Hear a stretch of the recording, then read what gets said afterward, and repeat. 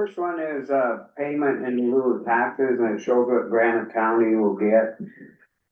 And it's, dropped last year, or no, yeah, it did drop. Payment $747,000, and it's on a total of 708,215 acres in the total acreage.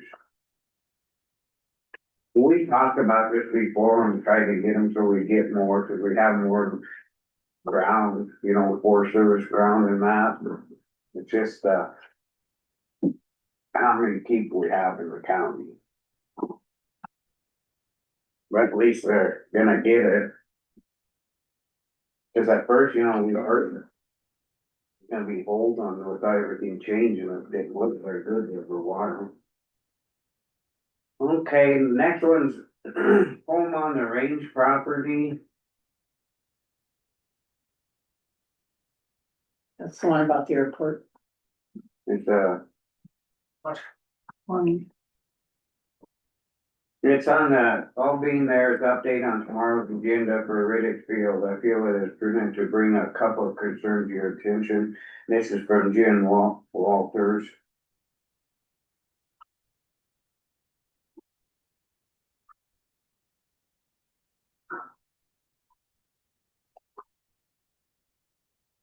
I think we'll just hold off on this bunch until we have the airport on the agenda. is there airport on the agenda? Yeah. Yes, it's on at, 10:30, so then we can go over that. So, Then we have a little more time to, you know, cause I'm sure everybody will be on.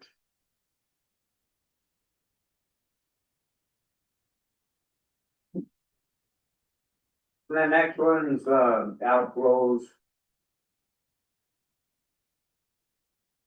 This is, considering both issues, sounds good on the lake level, the level is looking great, thanks for the compliments. That's regarding Lake Shore Drive, I will let county commission know, this is from Lee Tang. Yeah. Tangadol, he's a resident, lake resident, long time lake resident. he's saying that, however, Cameron said he could buy the gravel if the county has a road crew that could apply it. It's something that we better put on the agenda and talk about it. And it'd be great if they can, you know, they talked about it last year, but you gotta remember how much money we spent last year and was keeping that in we promised we'd spend so much, we Yeah. overspent last year, but I think this would be neat to put on the Yeah. agenda for next week. I might have Cameron on the agenda next week anyway, so. Yeah, you agree, Blanche? Yeah.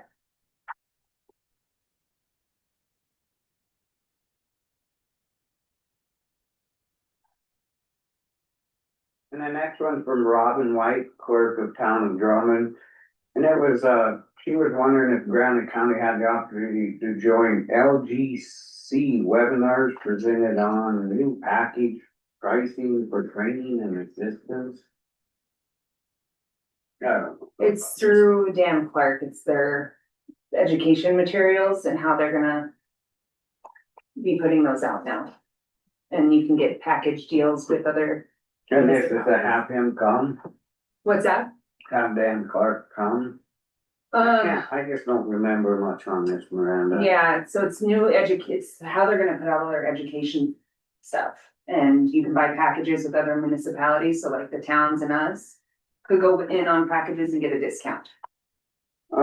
Maybe we should talk a little more to Rob and then I see what they were thinking and, kind of we'll just put it on a table for now and then kind of figure out what we want to do and Yeah. it's Look great into that it you a can little. get 20% off if you have it. And if he's really good rep, you know, when he talks, so I think we'll table that for right now and then we can go ahead and talk to them and see what their thoughts are. Did you put this in a special place or? Oh, I'll keep it. You'll take care of it. Yeah, I will. And the next one's from, Big Sky Passenger Rail Authority. And it's a community conversation about restoring passenger train service and what it could mean for Granite County in the evening. And that's Tuesday, July 7th, 6 o'clock, Drummond Library, free and open to all. Dave Strumeyer, chair will be there, and Charlene Yuka, director of Granite County Big Sky. Charlene, Charlene. Did I say her last name? Yuka? Yeah, I think so, you good. That's it for correspondence. Any public comment on correspondence?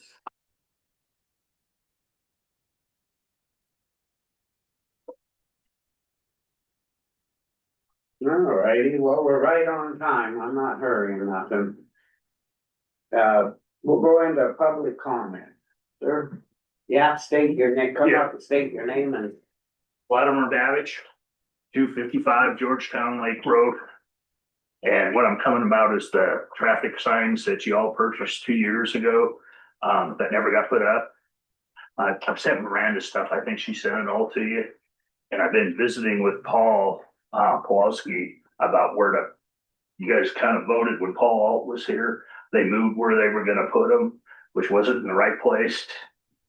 And I also talked to Rico, your sheriff, and I told him I would download the information like was originally intended for them. If they get put back on the blind spots where the curves are, the traffic through there's been horrible.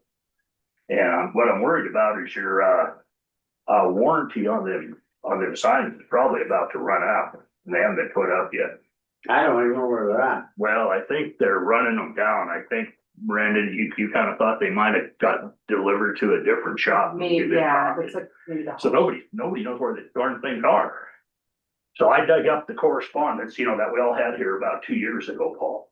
And it looks like it got shipped to a different building. Didn't you think? when we were Yeah, I talking? think the hall address was on one of these invoices, the hall. I'll get a hold of Sam today and have him look around and we talked about it, a week ago or something.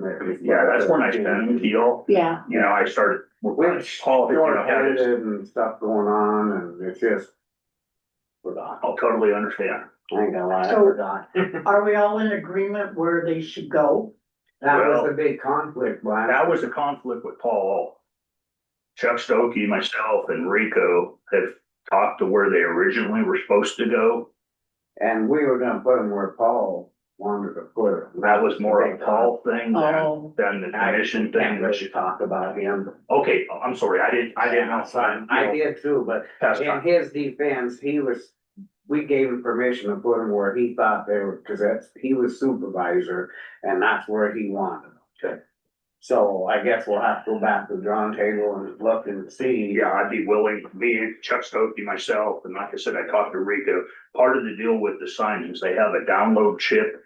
And Rico gets a download from the people in Lower Rock Creek.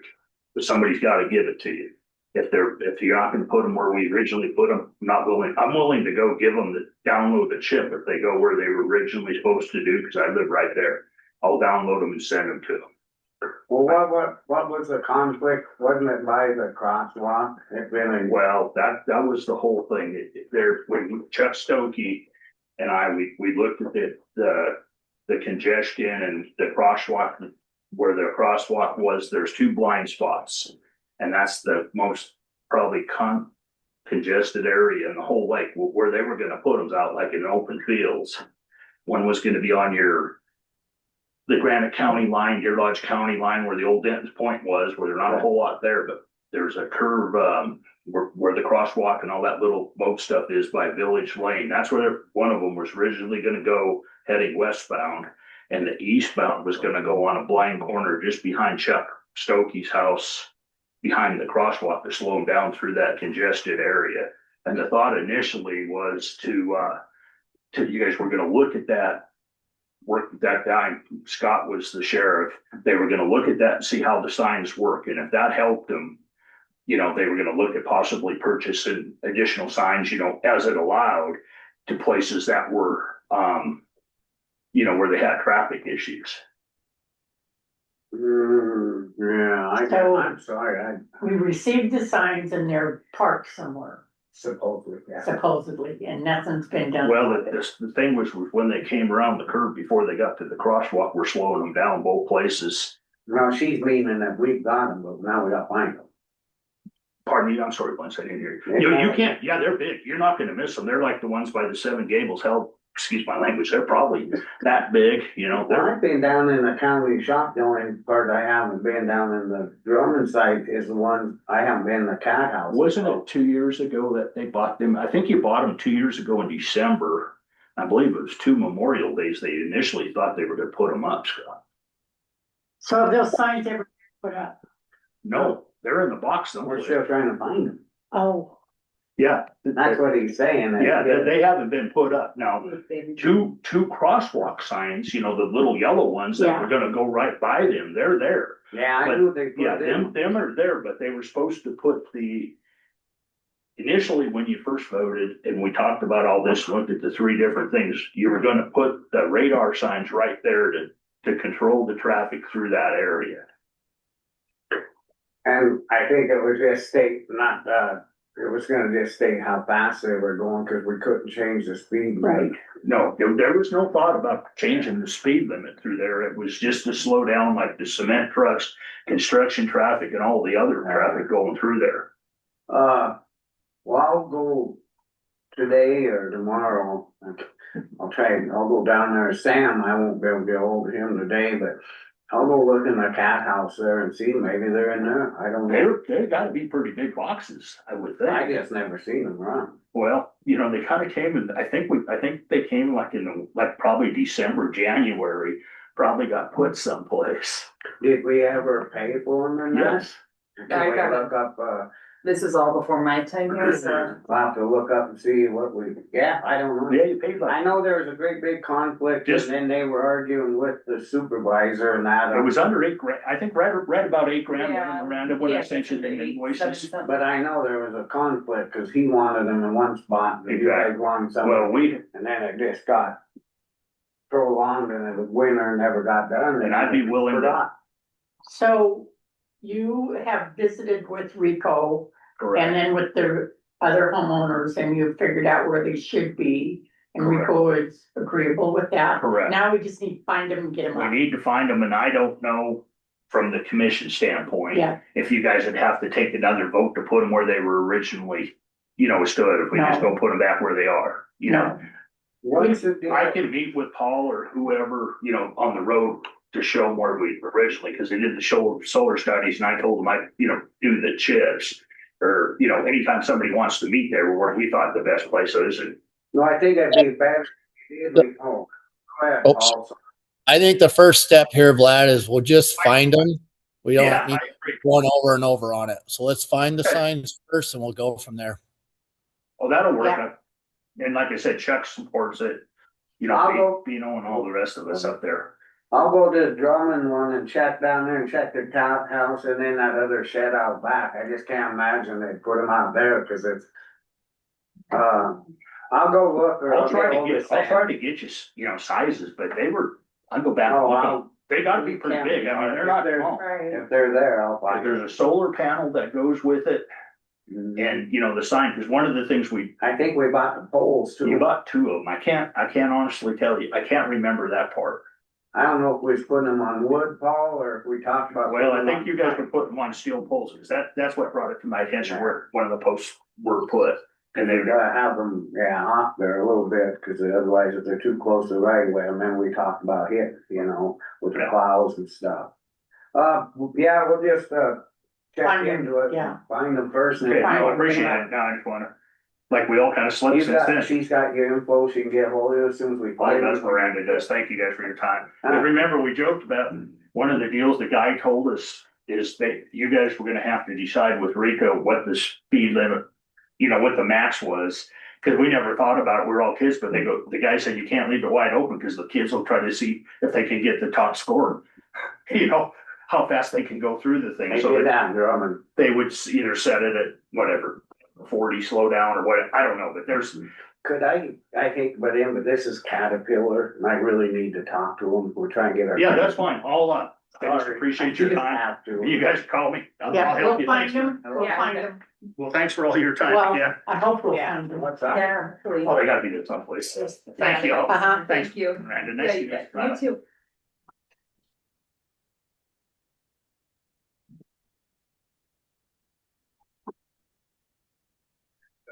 Okay. All right, could you, touch base, cause Keith's the one that called me and talked to me about it, and I said, I thought you guys were taking care of it, we're getting too many people involved, and if you just touch, cause Keith said nobody called him back again. Barkel, he said somebody from Boise and they don't have a clue. Well, Boise. Yeah, I would. All right, thanks, I appreciate this, what a pain. Yeah, Boise, that's one that told me Keith was gonna reach out to us, give us a heads up when he was there, to make sure we had a technical stuff. Yeah, I was under the impression it's well done. no, all right, thanks, bye. Yeah. Yeah, there was too many people involved in trying to get that done, but anyway, I'll look, going back to them signs, I know. I'll have to look down there and maybe we can have Steve look up here, I don't know. Yeah, I don't know whether that's, I guess we can look and see if we even bother. I know, that's, yeah, step That'd one. be the first step to see if, Becky has something on them that we did buy them. Yeah, I'll print these invoices he sent me. Now, I'm wondering if we did, cause there was such a conflict, people wanted, and then we had people come in saying they didn't. Right. Yeah, I'll print these invoices he sent me and see if we even purchase them. Okay. All right, is there any other public comment? I got something, Scott. I can give you just an update from our finishing up our meeting last week with HDR. So that was the dam inspection at Georgetown there, and it did come in kind of an overall assessment of low risk. So that's a good thing. And that Jess Rudd there from HDR will be getting on our agenda within the next month to kind of go through and give us more of a better descriptive update of their findings on the dam.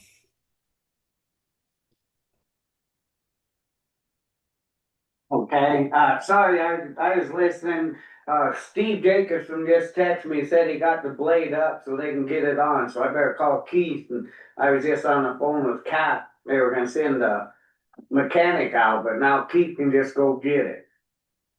Which blade's that? That one that hasn't ran, that's broke down again. Out at The the one middle? you sent all they didn't fix the wire and it was working, now it's quit again.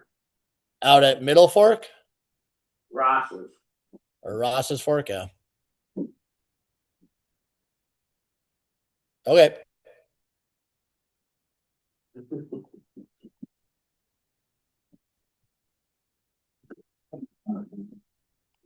Yeah, this squirrel's gonna be everywhere today.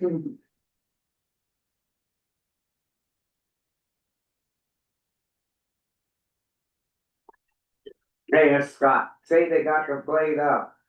I just got a text from Steve Jacobson, they got the blade up, so you can just get a hold of Keith, he can go get it.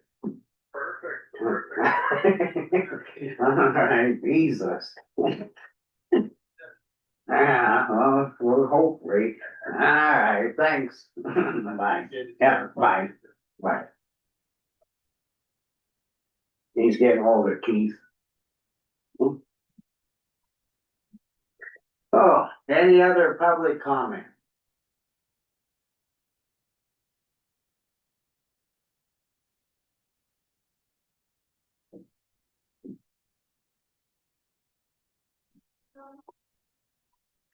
Alrighty, well, we'll go into, we kind of mentioned it already, the weekly report on road and bridge. They're, got done in Rock Creek, Blanton Hall, they cleaned up all along there, putting them barriers up, they magged the barrier mouth. And they were moving this way, they were gonna see if they could, take a couple loads of, them old millings in the yard out to Cow Creek, there's some great big holes and they're gonna mag Henderson and then with the one blade down there and then they were headed to Cow Creek to hit that. Going pretty good. Yeah, they're outside my house here today, finishing up the last mile down to the bridge. Looks like they got Willow Creek Meg too and bladed probably. for up here anyway. I haven't talked to Steve yet, but I did go look at a culvert way up Willow Creek past Lucci's, but it's right at the very head end up there, and the beavers have it all plugged up for where the Willow Creek's running over the road up there. So I don't know what we can do there. I did check with Linda, and it is a county road all the way up to the top of Slide Rock, so might have to get a backhoe hauled up to Lucci's and rode it from there to go unplug it. Okay, well, if we're gonna do that, we need to make sure we're coming up, we're gonna load that little backhoe excavator up and go start doing that. We better hit the one out there that Kyle Graney called in on first. And then jump around, maybe we can get a couple guys just concentrate on cleaning culverts and cattle guards. Yeah, because that's what I was kind of thinking. We have that backhoe up the middle fork there to clean those cattle guards out. Since they're out this way, maybe they can go take care of that culvert too. So Okay, well, go ahead and get a hold of Steve and see if they can line that out, and I'll talk to Sam. I can't get a hold of him right now. yeah, I'll get a hold of Steve here in the morning or later today. Yeah, you can't, he just texted me, you might be able to text him, but at least yeah. It was. Other than that, that's about all I know. Talked to Katie McDonald yesterday and was passing it on because some people that heard us on, our meeting last week, when we were talking about these pivots, making sure everybody keeps their pivots from hitting the county road, because we're putting some mag and new gravel on them. If it hits, it just blows it off. So I talked to a couple ranchers and they said, no problem, and try to make sure to shut them off so they don't.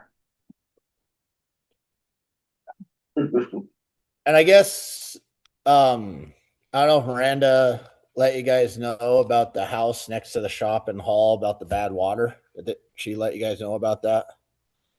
She talked about it. So I talked to Aaron McPherson there here last week, towards the end of last week, and he was saying that they're doing more tests on it. I don't know what the update. But anyways, it'll take like 2 weeks for it to get back, but it's they will be able to probably take care of the water, but probably a lot of it is that it's such a shallow well, and with everyone, irrigating and everything right now. So, but he did say there would be a way to take care of it. So we don't, How deep's that well? What's that? How deep's the well? He doesn't know, but I mean, all the wells in Hall there are pretty shallow. He thinks it's pretty shallow. He just doesn't know how shallow. Well, That's the rental. About the other option is either drill a new well or tear it down. That's kind of what I was thinking. I mean, if it's gonna be this big, gonna spend $20,000 on a new well, I'm just throwing that out there. Yeah, It's a work. I know that. Oh, sorry.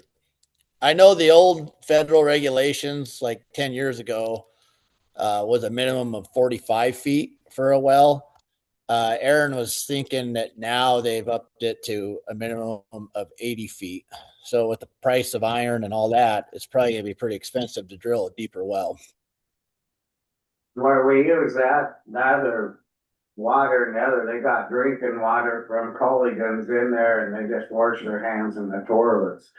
We might just end up tearing that house down. Yeah, because I know, like, if we have to put a filtration system in there through Culligan, I mean, it's pretty expensive every month for that, rent all that equipment. Something we better put on the agenda, I guess, so when maybe we can talk to McPherson a little more and just see when the water thing comes back. And How much money have we put into that house? Too We put much. A lot of money in it, mhm.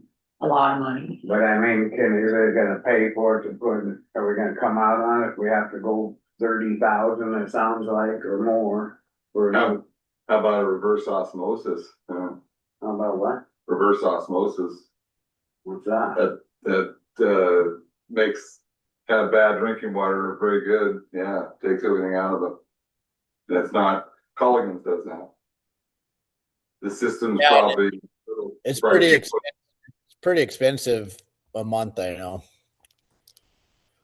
I guess we could look in, we better put it on the agenda, figure out what we're gonna do.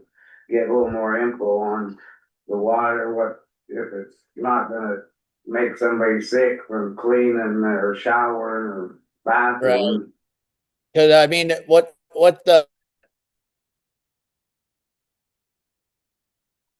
uh can make people sick, and some people are immune to it. I can't remember what it was called, coliform or something like that. But this other test is going to see if there's, more other bacteria in there, which will be 2 weeks. So that won't be until the end of next week that Aaron will get the results back for that. So if we put it on the agenda, we'll probably have to go the week after next or whatever. So after the 4th, I guess. This would be the Okay. next one, maybe. Yeah, Alright, well, that's a lot, figure something out, yeah, we didn't do it. Who's chair? so. Did you read Lee Tannenjall's, email about the Forest Service potential to have, gravel for Lakeshore? Oh, We're trying to get Cameron on for next week and talk to him, because remember, we put extra into it last year. We kept tabs on how much we spent and everything, remember we magged it? Yeah, I'm trying to get him on next week for a couple things now. Anything else on the road and bridge?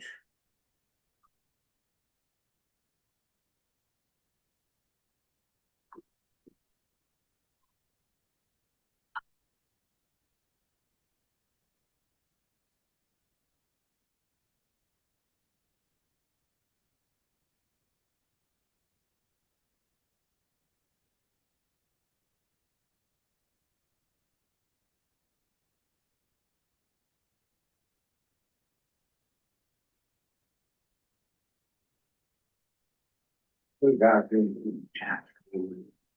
Last tax calling again. Hmm? Tax calling again. Okay.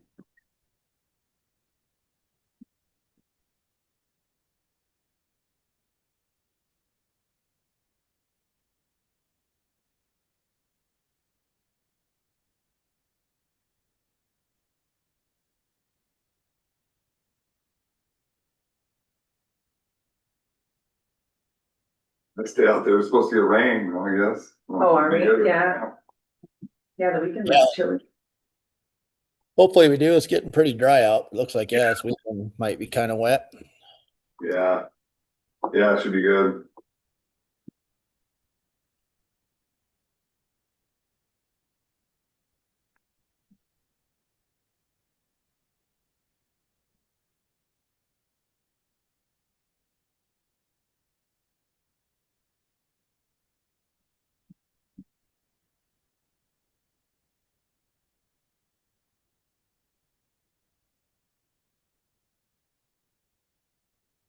Well, Mr. Tangent, I'll also compliment you guys on Georgetown as well.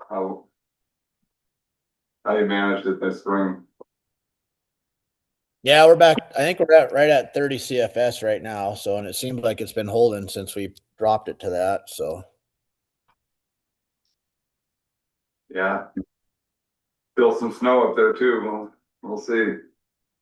yeah, that's kind of what I was talking with Paul Talon there was, it's getting so late in the year that I don't know if that snow is going to make a big impact making it all the way to the reservoir. Yeah, good point. It'll hold the creek steady, which will be good. Yeah. Yeah.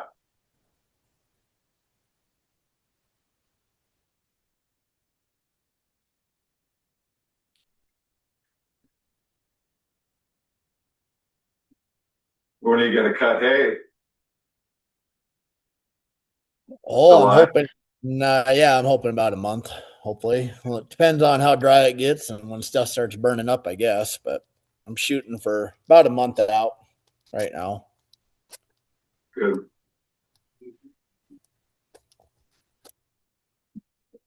give me a little more time to get healed up from my back surgery too.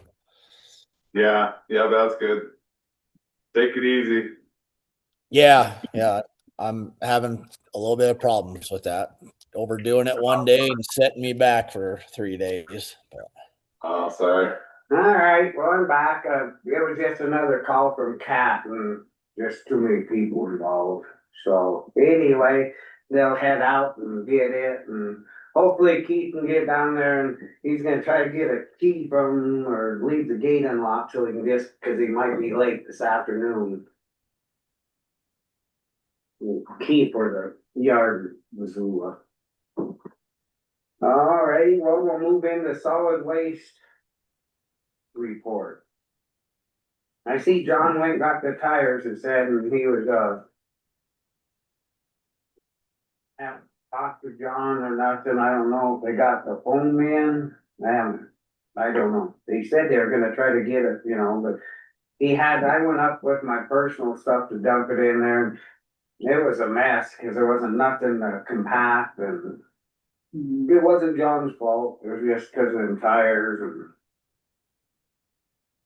and anyway, he was gonna get it all cleaned up. The wind was blowing about 90 out there too. I guess we'll just have to get a hold of John and see if he's got a hold of Tyram and see if that stuff came in. Yeah, I Cause think then he said it'd be like this week before it came in. yeah, I think he says on there maybe the 22nd, yesterday, yeah. So I guess I'll just let him take care of it and Okay. go from there. And Todd didn't just, Nothing to report, he just sent in a text. sounds good. Any public comment on the solid waste?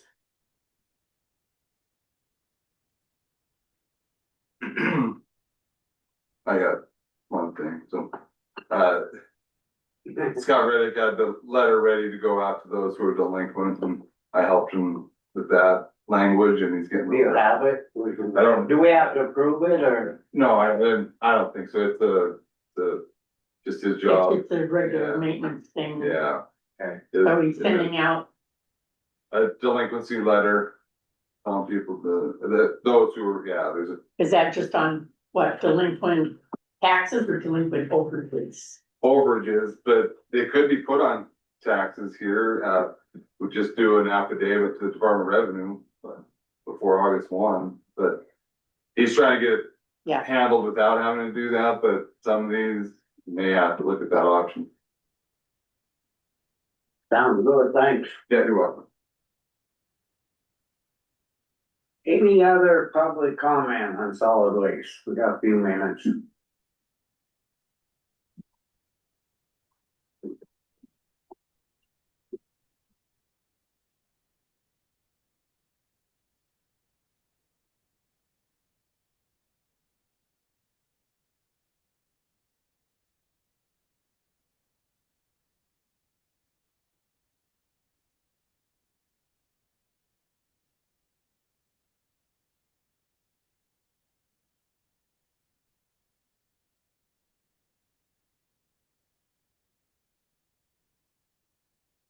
Righty, we'll go ahead and move into the dam tenders report. 6429.44.72 local.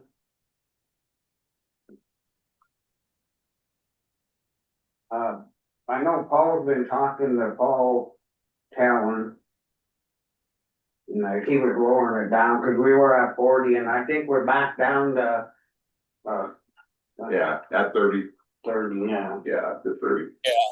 I think we're back to 30 for sure. I know like through this last weekend, I think I got a hold of Paul on Saturday and we were at like 37 CFS and it was still kind of going down. So he trickled it all the way down, but I'm pretty sure we're at 30 now because we were just chasing it all the way down to see what the inflows were.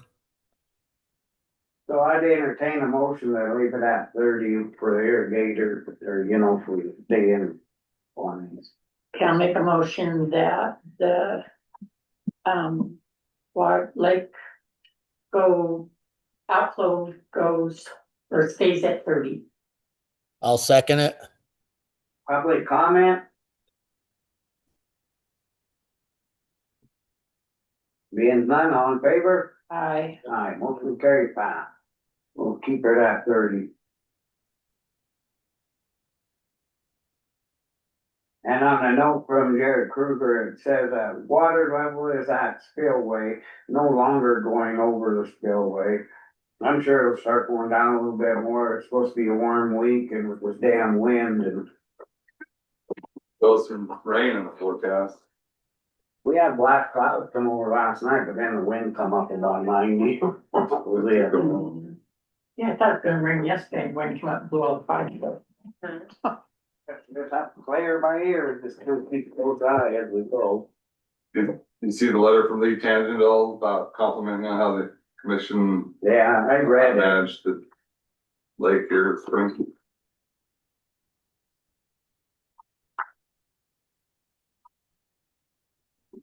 Yeah, we correspond with, thank you. Thanks for the compliment.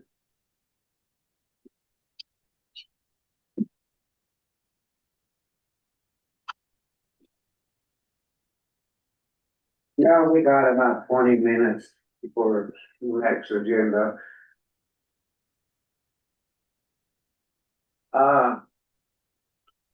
I think we need to have just a little closed session, talk about a personnel matter that was brought to our attention.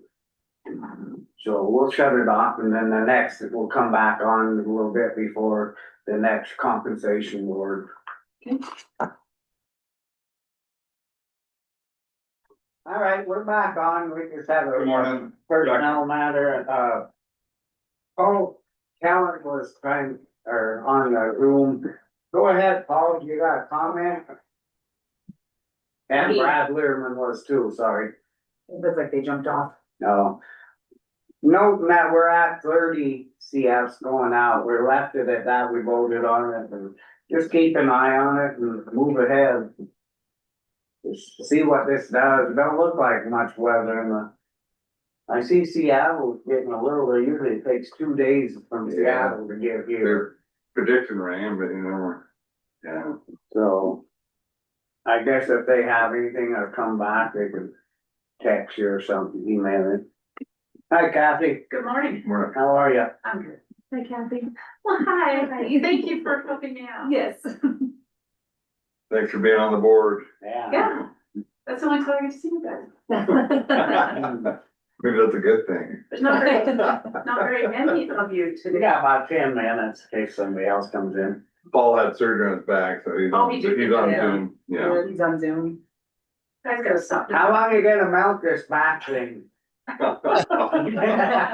I'll be in person next week for sure. I was gonna try today, but yeah. Oh, you're bold behind the keyboard.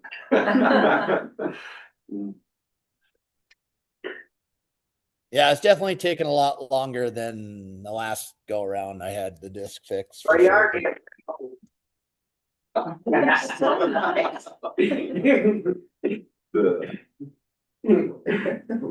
Go ahead, say it. I read your mind. I Morning. don't know, maybe I'll take the whole summer off, huh? I'll see you guys in September.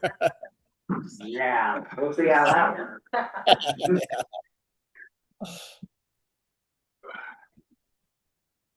May we enter? Oh, Yes. Please Plenty of enter. seats up here. Oh, how's your guys' day? Don't even ask, okay. Good. So far, so good. Good for me. For you, yeah. Up and down. Hi, Paul. Hi, how are you, Kathy? Good. Better than you. Oh, I'm doing good now. I walk upright. It's just not walking very well. It's better than the crutches. Good, how's Oh, business? good. Good. You struck out there? Yeah. Yeah. Small dog girl. Yeah, good. Yeah. Here's yours that made it. Never thought they would be. Boston said that's the best burger he's had. They have good food. Yeah. They are really good. Then- I don't eat there very often, I think. I hear you.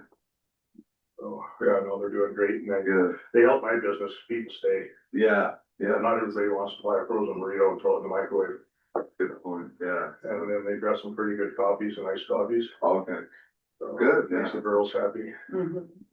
I don't know, you didn't bring none up for us, so what the hell? That's what they do a site visit. yeah, They don't get there till around noon. okay. Come on up, it's okay. There. I fit in there? Yep. Should. Right, Morning. there. Yeah, those stairs aren't quite wide enough. Oh, these ones are pretty good. He's put in. What are you saying, little No, shop? Well, Hello, Ash. morning, Good morning. we'll bring another chair up for you, yeah, we grab one of Well, these. you can sit here. Good, how are you? You can do it. You want to sit? Bring it over to my Scott? Yeah. Sit by Scott? Oh, you can slap. Yeah. I that do was that. good. You know that. I do. Close to him as possible. so you If I can- may. No, we get back over in here by playing on. Oh, right in the middle, that's. Yeah. How's retirement? Awesome, all right, good. Then- Yeah, once I got out of the habit of sitting up in the morning. You don't know what day it is, it's Tuesday. I know, it's, yeah, now I don't really care for. Oh, okay. Yeah, we got a couple more minutes for everybody to get on or whatever. Do we get some papers? We did. There's some behind Chris. There you go. You get it? Okay. You got, you know, sitting over, all right. I couldn't read my reading, so. I had that, yeah. Did you have to get a magnifying glass? Well, then I had to have Miranda help. She knows Yeah. me. Do we have everybody here? I think we're missing Sarah. And Sarah from, Oh. isn't she on there? Yeah, she is. And is Carol? I don't think she's here. Carol's on vacation. Yeah. Make me. Yeah, she's on board. I can't remember who was on the board. Savvy. Let's try with Sam. Yeah. I know my mouth open and stuff. Just sit in Paul's seat. Yeah, Breathing on the camera. yeah. It's like I'm not paying attention. And still see you. Well, at least I'm not like right. I didn't like her over there. Does it represent the road? Huh? Small. Then you grow. Huh? Oh, I'm sorry. No. Not for me. No, every time I see it. Just because. Morning. She's more mean. That's not very more. I know, I don't want to be up there. We still have 5 minutes. I see. I didn't know. She's taking some time yet. Uh-huh. But it's 5. 3 minutes.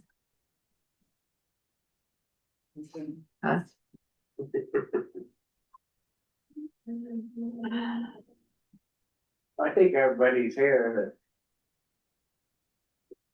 Go ahead and get started. Couple minutes early, but Why are you we'll looking go at me? ahead and get, huh? Why are you looking at me? You're the control. Because you're the last one here. We'll go ahead into the compensation board meeting, discussion and decision, all's on Zoom. And we got quite a few people in here and we'll go ahead and get started. Introduce yourself, of course. Yeah. When you speak, you can just tell us who you are. Kathy Smith. Chris Coon. Blaine Bradshaw. Vicky Hardy. Blanche McClure. Rasha Todd. Peter Markel. Sarah Graham. And Miranda and I. All righty. So it looked to me like it went down a little, huh? The consumer price index came out last year to be 2.6. Is what they came up with this year.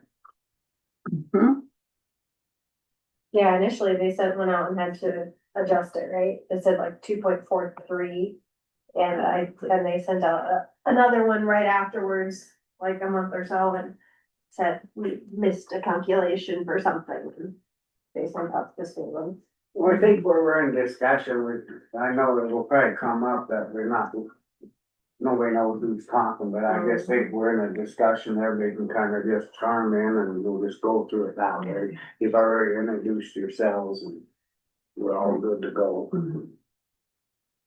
So I guess I could say that, the clerk and recorders have put out, of the people that have done, their compensation, but it averages at around 3% for the counties is what I just throw that out there. So I kind of did the calculation for what the elected officials would be on that. And it does, it's kind of, I think that you have that there. Yeah. And it is, it's kind of right in line with what happened last year, even though it is a 3% increase, but that's because the sheriff, doesn't have the longevity. There's, a couple different factors that go into that. How's the county doing when we poured a COLA? Well, I mean, I guess what I could say is because of, that one is about the same. If you look at the road crew with the changes that we've done with that you guys are making with the road, that's gonna be about the same, or it's gonna be less. The wages will be less out of the road. All the other ones will probably be up a little bit, but so we, in the springtime, end of the spring, we asked that the different, thank you, departments, start their budget process and they bring them to us. And I've been kind of going through it and there aren't any, nobody's asking for more in supplies. Nobody's asking for more. And the only thing that is going to be going up that people have kind of adjusted for is the travel, which is gas, which we all know that is going up. So, but the budgets that what they're requesting are the same as last year. So, we Insurance always went make up a little bit. insurance has gone up, but that happens, every year. So, Okay, yes. question. So 2.6 and you have 3% here. Right. Because of the fact that last year, let's recap. Last year, the elected officials got $5,000 more and it trickled down to the deputies. So the elected officials and their deputies did get a raise. We didn't get the COLA, right? No, Okay. that was So there was no COLA added to that. And then the road crew with negotiations ended up getting the COLA plus the $1. correct. Which I know that doesn't have anything to do with the compensation board, but this is something that we need to probably decide. Cause when we go on to the next, with the regular employees, what has been suggested is that possibly go to 3%, which would give the other employees that didn't really get any kind of raise except for the COLA last year. Is that what you're saying? How to work it or are you? Is that why you're asking why I put 3%? Yes. Just because it was easiest to put 3% and we can kind of adjust. If you do the 2.6, or 2, and that it's going to be a little bit less, instead of me doing like 3 different things. And I'm sorry, I didn't. But it'd be. Cause it's 2.69. I know. Yeah. It's 0.6. Right. And then I was kind of looking at the average of what other counties were doing, and it just came to about 3. And we know that it'd be just a little bit less. If Well, I'm glad you brought that up, cause I kept looking back and see what, one says 1, the other says 3, so. yeah. So I just kind of did an average. You didn't average. Instead of doing 3 different ones to look So at. you're not asking for 3, you just did that. Did that average, yeah. So you're asking, I'm, no, I know. yeah. Not Um, asking. Are we asking for the 2.6? Or are we asking for 3? I don't think there's much difference, is there? At points, it's not Wait, really. 4, yeah. 2.69? Yeah. I just like said. Person. Can I ask just a couple quick questions? The salary calculation sheet that Brandon mailed out yesterday, Mhm. what's the additional column represent? That, Sorry.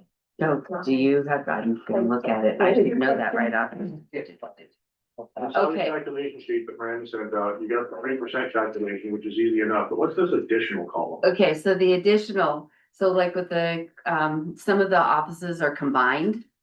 So like my office is combined with the assessor and surveyor, so the additional is 5%. And the treasurer is combined with public administrator and County superintendent. county superintendent, so that's an additional 5%. For the other ones, the 1,000 and 2,000, so in the MCA for the commissioners, it is, whatever is half of the clerk and recorder's salary plus 2,000 By statute. by statute. And then like the JP is 1,000 because, it's not a must, it could be up to 2,000, and I think that she only requested half of that because she gets the half. And then is the longevity column also something's tiered with like tied to the state in terms of? Longevity was voted on in 1994 by the commission to give the elected officials a 1% longevity increase every year. Yeah, so it's, 1% on whatever it is that year, times however many years they've been in service. Okay, so, because that was gonna lead to my salary spread or the pay scale questions, why such a spread, but that explains it. Okay. Oh, right, like with the commissioners, how they're all so different, it's like, yeah, it depends, like Scott's been here 12, 16, 150 years. Right.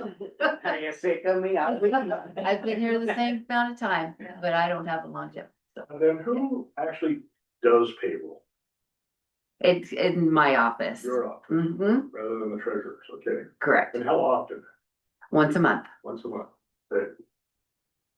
Have you ever looked at like a bi-weekly, possibility? We talked about it. It's been brought up, yeah. We talked about Because I personally know an individual and potentially more than one that would be interested in a county job because of the benefits. I pay better than you guys do. Mhm. And I have a retirement plan, a very generous paid time off. I don't offer much for health insurance, a little stipend. But it's the monthly pay scale that scares them away, and they would like to see a bi-weekly pay scale. And my people love it because 2 or 3 times a year, there's that third pay period in the month. And it's like a bonus check. If it comes in November, that really makes me happy. On Yeah. top of Yeah, the the annual state- bonus, Mhm. and it makes Christmas a lot easier for some of these families. Yeah, the We state had does it that. brought to our attention quite a bit, a lot of Right. the road guys they come to work and it's like, oh, it's pretty tough. Till they get used to it, still it's tough. Right, so what I think was discussed a few years ago about doing it, that it would make it a lot easier on my office to do it would be to get the, what is the clocks? Yeah, and then the clocks ended up getting voted down, so, So yeah, so we have an electronic time clock. right, That we keeps track don't. of everybody's It's hours. all, That gets all emailed on to the pieces payroll of, clerk. yeah, it's all on pieces of paper and, yeah, So, it's like, we're bi-weekly, pay period ends on Saturday night, and then we pay 5 business days in arrears. So the paychecks are direct deposited the following Friday. yeah. Yeah, so no, like, that was saying, we did, it was I brought have up. to differ with you on the time clocks for paying bi-monthly. You Uh-huh. don't need time clocks. No, Pay just, bi-monthly. I think that that's where it came up, that felt that it would be easier on doing it. Well, I think that was more focused on people's and time. Mhm. And there was getting into a conflict, I don't wanna say, you Yeah. know, it was a conflict of some time cards coming in.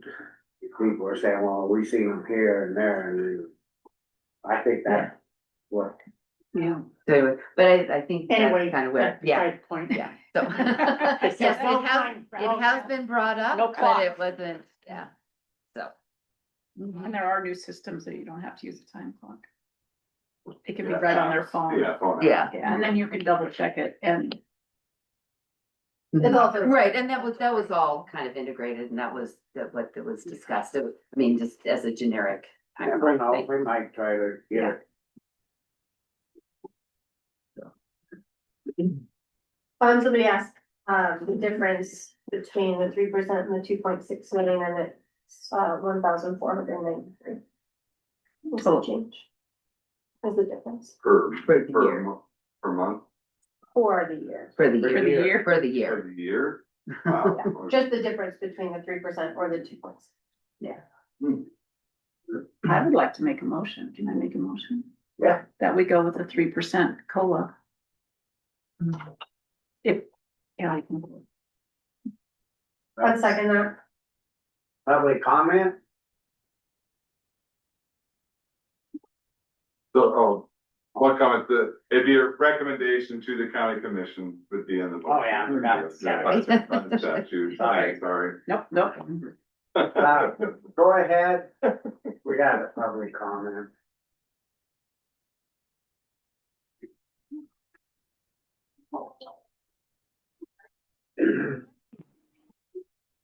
Go ahead. Good morning. It's Elena Gagliano for the record.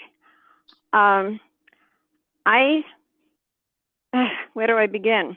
When I saw this on the agenda, I looked up the county comp board and I couldn't find anything on it. So I did a search and the page came up and the agenda for today wasn't on, if there was one. And the only thing that I saw was a packet from 2022 that was presented. And I know you've been meeting since then, but I don't see the minutes and I don't see any of the agendas. So I just wanted to bring that to your attention. Thanks. You're saying today's agenda was not posted on the county website?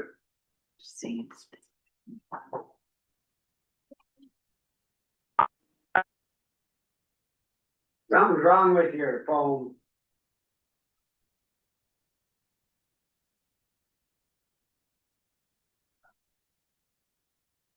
Go ahead.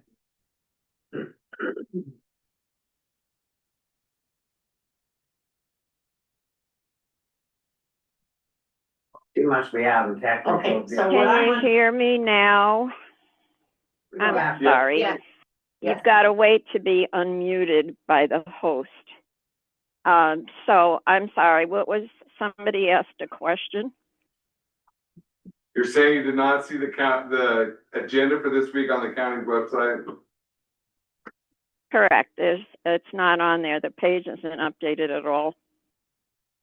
So if you want to do something with that. And again, the related documents, compensation board packet from 2022. And Billy Kolaski was the one that put that together. So I hope that you kind of correct that, since the public, this is a public meeting and the public is paying these salaries. Thank you. My suggestion would be to have a vote today and then the county commission have this on their agenda again next week, and that'll solve the problem. I'm misunderstanding this. This is discussion and decision with the compensation board. Yeah. There's no separate agenda. Right, I think that quite possibly is there another, is there? They're all under meeting documents. Right. Oh, Right, it's on, but it's online? Oh, yeah. Okay, then Yeah. there's not an issue. Okay. Yeah, I got the whole commissioner's agenda on our website. I'm looking at it right now. You don't need a separate agenda for this meeting. So, yeah, we're fine. All in favor? Aye. I, Aye. was there a second? Oh, you seconded it. Yeah, did you guys say aye? Aye. Yes. Any opposed? Any opposed? Did you say aye, Vicky? Nobody. Yes, very quiet. Anybody opposed? So here's the thing about this agenda item, if I may. Everyone introduced themselves to who was in the room and who is on the compensation board. If you failed to hear that, but the names were addressed, so. And we can see everyone in the room. Just for kicks and giggles. I appreciate you guys being on the board. Good question. Yeah. So it's under their meeting. Well, thank you, guys. Anything else? I just, I think going forward, as you guys are looking at your budget, one of the things that struck me, early on, I requested a list of all county employees, who was unionized, who wasn't, and what their rates of pay were. I got it. It was kind of interesting. And I was just gonna say that, you know, there seems to be some big disparity for like similar administrative jobs. Between some of the different departments, so I take the sheriff's department in particular. I feel that whole law enforcement section is underpaid when you start looking at what the salaries are of adjacent communities. And that as you're building your budget going forward, you might need to budget a little more investment in people. And even then some of your clerical people, you know, like all of my operators make significantly more than this. And So we have a matrix. I'm just saying it needs to be bumped up going forward, if the county can afford it. And right now, you're pretty flush with cash. Did you say we were what? And over the last couple of years, I would say we have been, I mean, we've been changing the matrix, but we've been going, yeah. Yeah. So, Yeah, I mean, just over the last couple of We years, know it's gone that quite a other bit. people pay more, it's just, we try and then their benefits and PR and all that. It's Granite County and a lot of not so wealthy people, and I know, you don't want to appear as Boss Hog with the big Eldorado. You know, that's the county commissioner. you're right, though. I mean, if dispatcher's having a tough time finding housing and stuff like that, that's gotta be like that. My relatively new floor staff make as much as these dispatchers. Our high school kids are $16 an hour. So. Okay, thank you. That's my observation, and one of the reasons I volunteered to be on this, the other reason is, one of my recommendations to the town of Phillipsburg is to adopt a citizen compensation review committee for the town. And so I wanted to get a feel for how it works. Thank you. Well, thank you. Thank you. Thanks, everybody. Bye. Thanks, Chris. I was just. Have a good day. Oh, Thanks, Abby. This is Boston, I sure wish he was here. So just one question, Blaine, Blaine, Is it? Yeah. one question. Yeah. We're done with the compensation board, but they can go ahead and sit in with us Yeah, When public we- meeting. if you wanna when say we it. do the Yeah. employees if they would like to talk. Is that what? Sit. yeah, they do it just. Oh, okay. Is there anything stupid on the agenda? You're making cap, you know, that's. Yeah. That's how city council meetings go, is, you know, the only time people show up is when there's stupid stuff. Not too much stupid stuff, so. Okay, well, Airport board I'm wouldn't say that. gonna go put on my other work clothes that are already dirty, so I can go get All right. this, I have to go to the mine. Have a good day. Then I have to try to find some time in front of the computer, so. Busy day. Thanks for coming in. I think my to-do list for like, these might don't worry about what more happens, just try to get it done. You guys have a good one, thank you. Hey, thank you. Thanks, Vicky. Thanks, Vicky. Yeah. Have a good one. Bye. Enjoy retirement.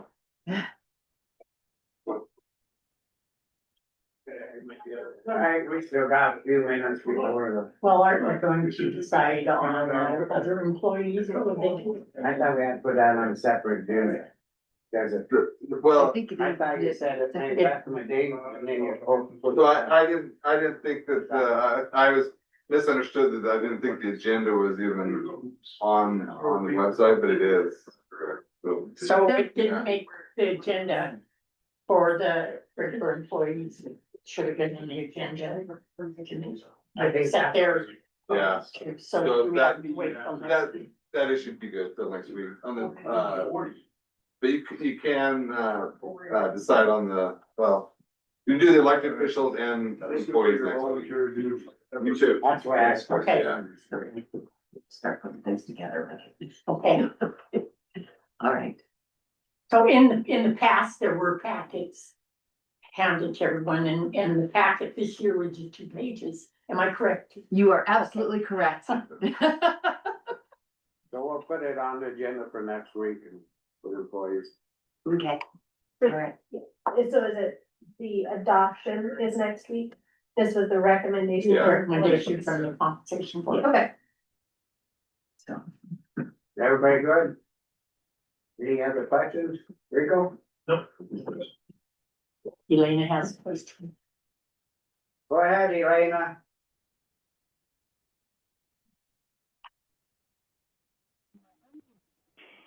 Thank you, Elena again. I'm sorry. It is kind of hard hearing. So as far as somebody said something about the agenda, it's on the agenda, you found it. Yeah, it is on the county commissioner's agenda, but this is a separate board. It's a compensation board and it should have a separate agenda like it used to.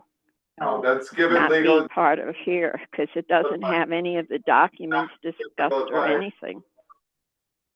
There's never been a separate agenda, in my knowledge, from the last 34 years that I have been here, that we've had a separate agenda for just the compensation board. It is on the regular agenda with the county commission's agenda because of the fact that part of the elected officials and the commissioners are part of that compensation board. Thank you for explaining.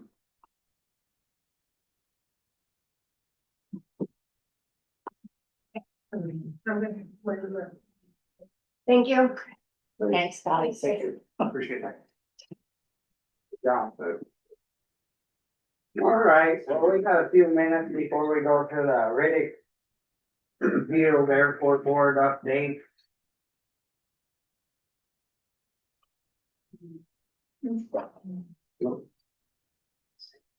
Yeah, don't let me forget, I have a letter from Jim Walters. We didn't read it during correspondence. I thought I would bring it up during Yeah, I figured it would be, is that okay? yeah.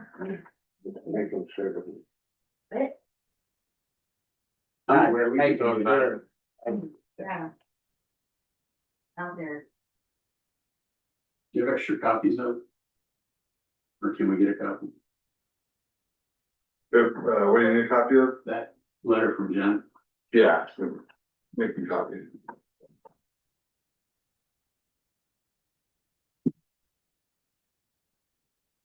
All right.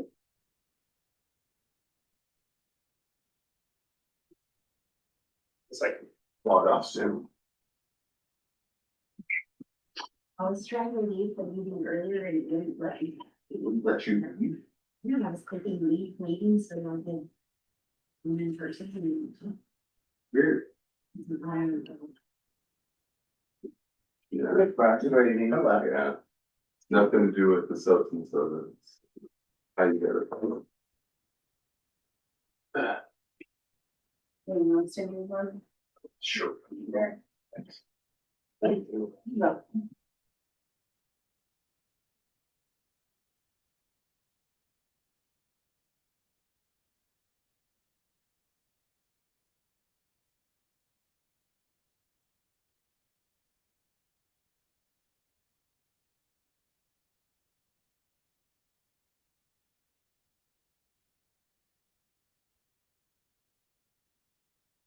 We'll wait a few minutes to make sure everybody gets on.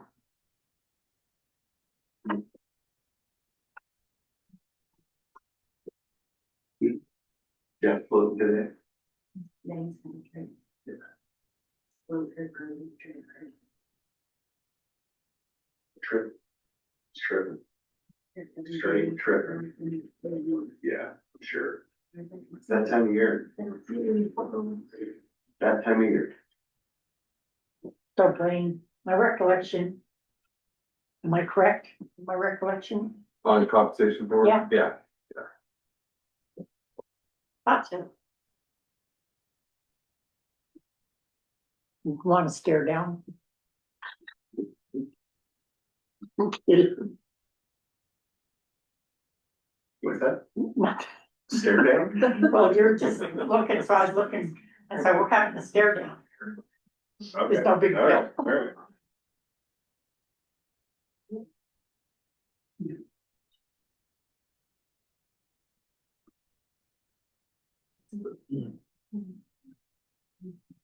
You don't need to adjourn the meeting. It's just like these. It's already. No, this is important. Not gonna do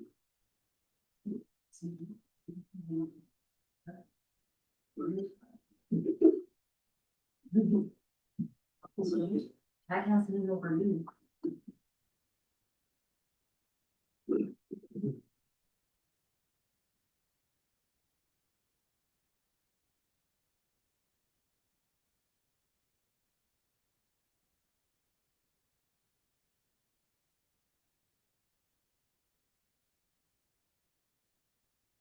Lane, quick question. Was there any other information on the request from other county, the more recent request for Plentywood. Plentywood? Was there any more information on what they wanted? Because it seemed like that had maybe come in May or something.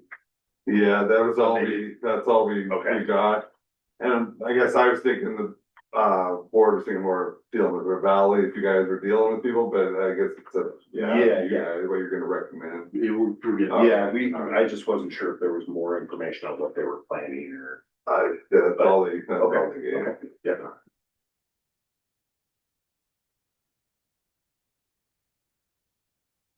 So I think Jack Ford, during. Yeah. The one from Lane from Plentywood? Yeah. Yeah, that's all it said was from phones.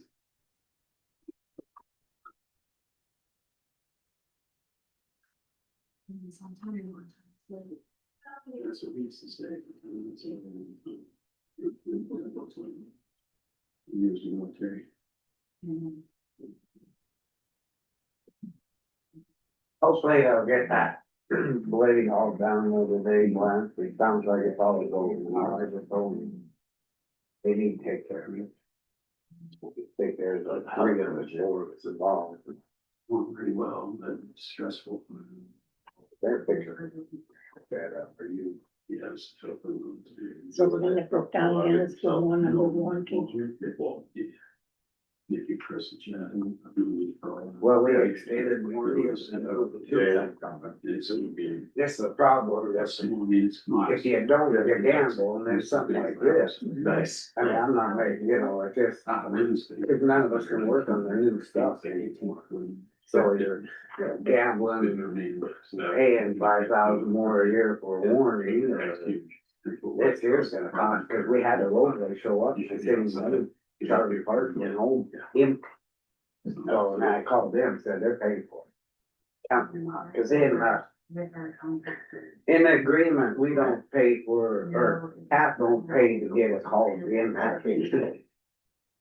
At some point, maybe. So in the agreement, that pays for the. They're going to. That's just, I got a great big argument. Like, yeah, it was murder. I guess, when you have somebody show up and then the one guy said that, just shut it off and leave it off for a couple days and turn it back on. Well, we can't we're already behind the queue. That's why the old boy, the other Charlie Parks in went back and got the other blade from Drummond and brought it up here, so at least we got three up here. But two are down. So, I mean, we only got, the one worker, he had doctor's appointment, and I haven't heard nothing yet today how that went. Yeah, Chris. You just need a better contract. So I want to see, cause then he's, if he got cleared or what, I don't know, I haven't talked to Becky or. I don't know if we got anything, Miranda, from, I haven't seen anything. and, cause we need to know what. If we move ahead, but have them do different stuff or just run into different stuff. So his appointment was today. Yesterday, we were half the point. I haven't heard anything. I haven't heard anything. I haven't talked to him. That blade got person upset, cause see, we have them rollers on the back of the blade there, and we have to take it off to get it on the, low boy, what makes it easier. It's a big risk. So. Yikes. If anybody was known, we were just talking about getting a grader transported, and Blanche and I live over the sidebar, I just give them her info that I got on my phone. But you. Yeah, you might go come on up, work supplements early, but I'll I'll go on. Want me to come up here too? Yeah. Move my stuff out of here. You don't want to get hit with the bullet. All right, well, go ahead and introduce yourselves, and then we don't have every time you speak, just, Derek Campbell, and your. Airport Board. Jim Grassi, Chair of the Board. So to catch up real quick, and then we'll get into the fun stuff here. We had a pretty robust meeting, a little disjointed, wasted a lot of time on a couple of issues. Good news is we got the bylaws approved. That was a step forward.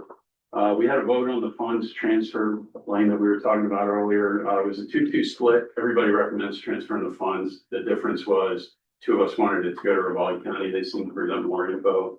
The other guys wanted more information from Plentywood.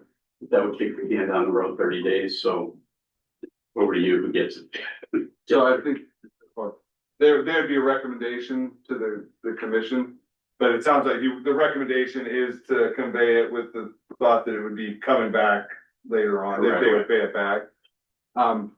The Plentywood one is, they have KLJ Engineering, and so KLJ was reaching out on that. I'm not sure what their project is. Ravalli County was asking for funds. Ravalli County, we have a good relationship like with our law enforcement, and other things. So to me, I see a connection more with Ravalli County than I do Plentywood, but be up to the county commission.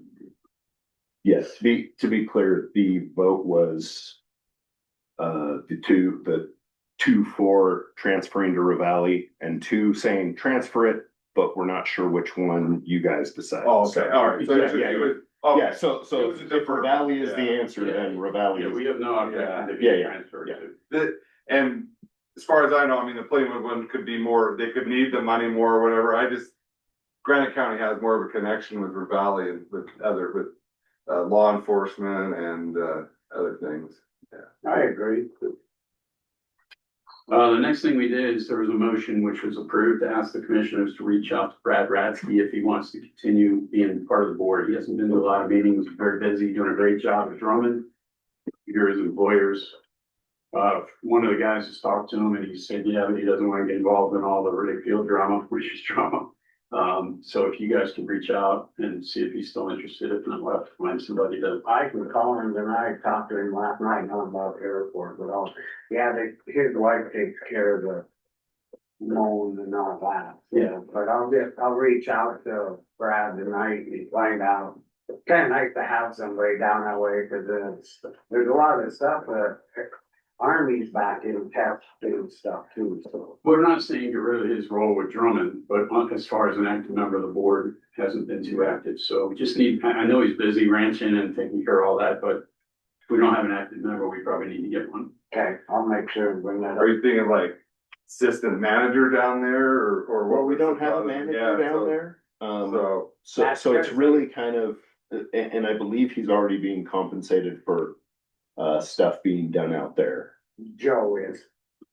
Someone is, yeah. But it might be a good idea if he's willing to be the manager over that or whatever you call the role. Well, they were talking about that, Blaine, remember when I brought it up about having somebody in charge down there, cause there's a lot going on. And they were trying to just keep it all just kind of congested, they didn't want to try to break it up. Yeah, and Brad's already stated he does not want anything to do up here, he's just too busy and doesn't want to get involved in this, so then that would be two positions, if they're contractors, that would be fine. We can cross that bridge, kind of a separate issue from the board and managing. We definitely need somebody to make the calls down there, it's just like when the fires come and that, it's nice to have somebody.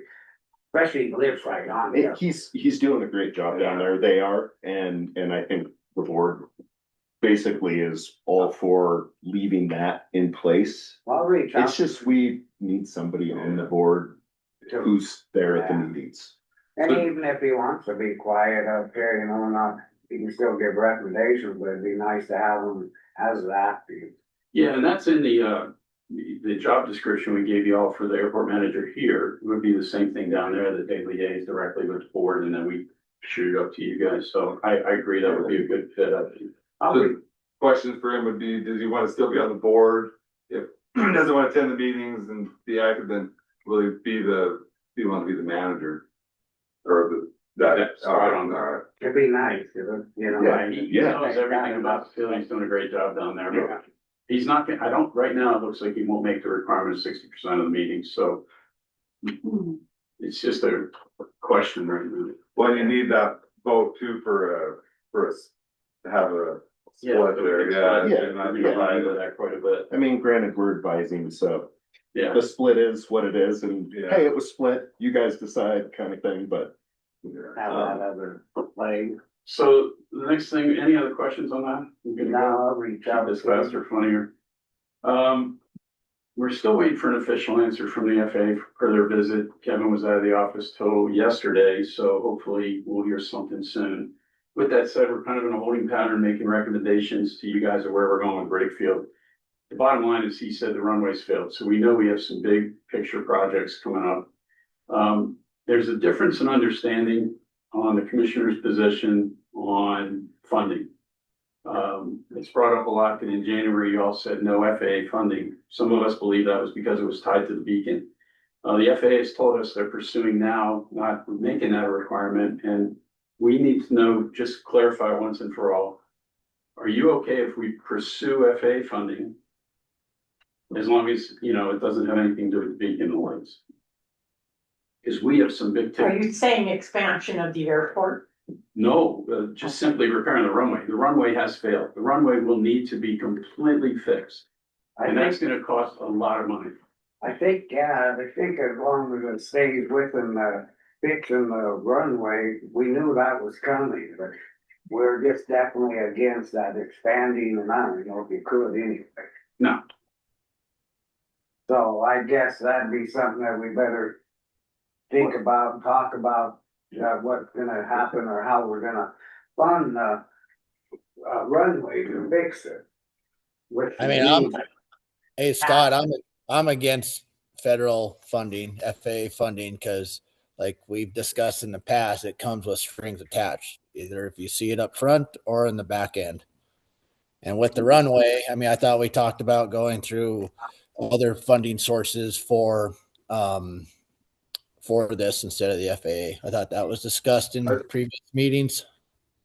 This is, well, I think one thing they're talking about is, if there's funding with reasonable strings, if that's possible even. David, just looking into that option. The goal would be, like I brought up when the FAA was here, would you support this being a day use only airport? And if so, would you fund the rebuilding of the runway, which needs it? And they've come out and said, yes, we are concerned about the safety, and that's our main priority here. But if it's going to come with, hey, the lights have to stay, the beacon has to be on, you know, obviously that would be a non-starter. I think if we can get them to agree to reasonable terms on it, it might be a good resource. Oftentimes the match for that would be from the Montana Department of Aeronautics. So ideally we would be able to redo the runway without any outlay by the local taxpayers other than the federal funds. I guess that's what the biggest thing is, because we're all definitely against that. Yeah. Once you open the door to them, and then we're locked in with them, and we don't have the capacity and funding and that, but if there was a way that you could look to see that wouldn't tie us so hard down to redo it. I know the runway, we're in trouble with that. So to just add a little bit more to that, when we met, Derek and I and Jack met with the FAA guy last month, we very specifically addressed that with them, and they have now elevated that from the Helena ADO up to the regional. They're fully supportive of what we want to do. We're the first, apparently, airport they've dealt with that has gone from 24-hour ops to daytime only. They flat out said they understand that we do not want any strings attached to the lighting. And, you know, when you take these grants, there's the grantor's assurance and the, there's the second term, which our part, and both have sponsor, thank you. Yeah, they're brain fart there. Those clearly articulate what the strings attached to that funding are. And I think that's where, Blaine, you would come in to make sure we don't cross, you know, any or expose ourselves to any kind of emergent requirements by the FAA. Otherwise, we're gonna have to figure out how to fund that. Here's another aspect to that is the lighting, the runway lighting is 40+ years old. We don't even know if we can get bulbs for it at this point. So if there were a runway, redoing the runway, odds are the lighting would just come out and there would be no lighting. And if they say we don't have to have night operations, then the lighting would just come out and. Well, that would wouldn't take even be away a possibility. emergency landing, so. It would. Well, and Blanche, that's something we really need to address too. I think there's some exposure to the county. If we're gonna continue to operate Riddick Field, and this is getting ahead of ourselves, but something we will address as the board, put in our recommendation to you. I think there's a lot of liability having those lights for emergency and advertising it. Somebody decides they're gonna use this as, I'm just giving you a scenario, an emergency field, and they click and the light don't come on. That could be a really bad thing. It almost might be better to just make it strictly day only, which is apparently what the community wants. But that's a little bit ahead of ourselves till we get a report back from the FAA. On that, okay, and I'm going backwards a little bit here. My squirrels everywhere today. Say, when we did all that study on that runway, that should save a bunch of money, cause we've already okay. Had that engineering. Yeah, and that was one of the reasons why, and we've explained it, I don't know how many times, that's why they did that, was now at least we have that. Mhm. And it didn't cost, and we got lucky there, but we didn't have paper. So at least that'll save a bunch of the engineering, that a person can use that as when they looked it over. Yeah, so that was paid for by the feds, $280-some thousand, which is a good bogey the county dodged.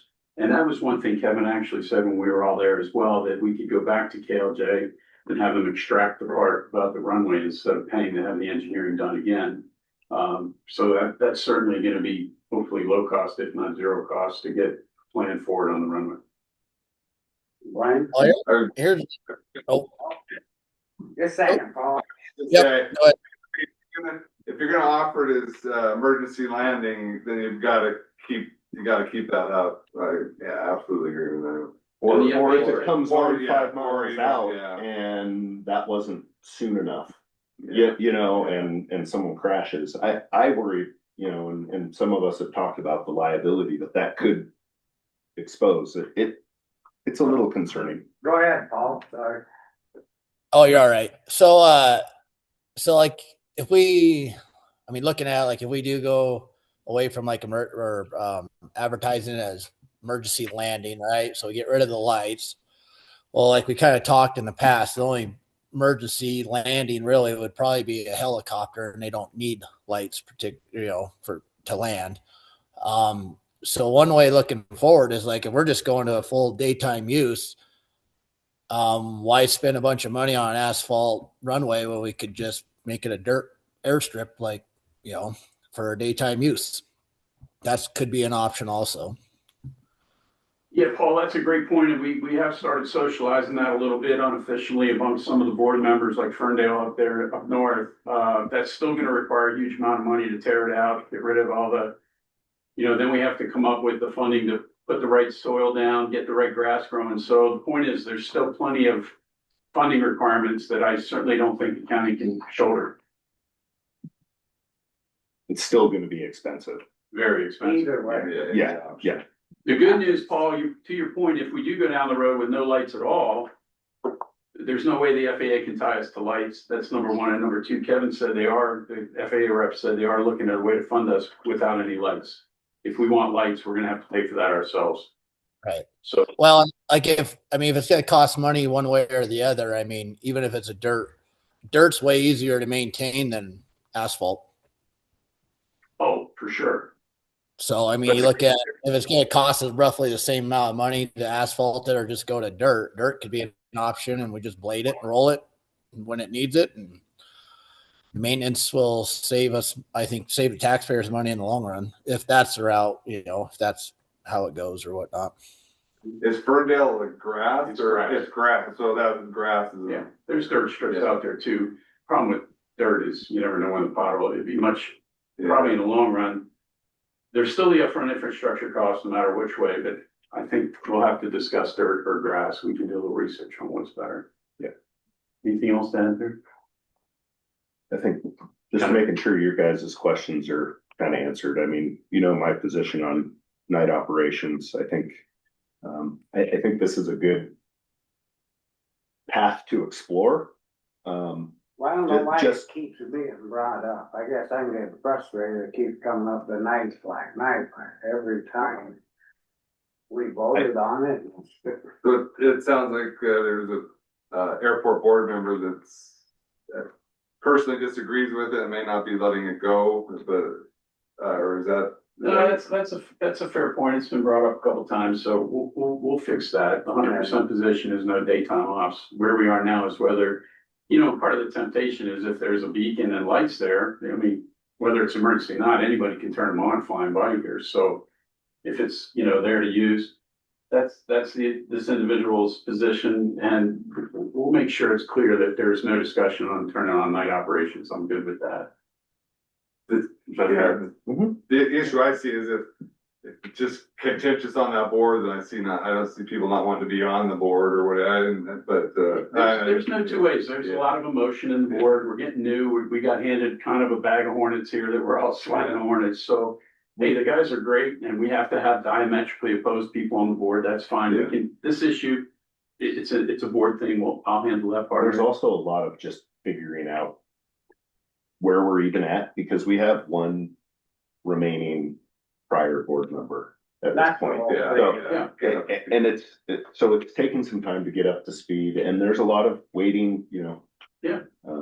So it's just kind of, It's not okay, like- and we can sit here and we can argue over things, but we don't have all the information right now, so. I'm willing to get on Zoom if you need for a meeting, if people are being out, or, but whatever you need. I don't think anybody's been out of, well, maybe one person we'll talk about here in a minute, but no, there's a lot of passion involved in it, and we're feeling each other out, getting used to it. One of the challenges is once a month for people that had literally never met each other.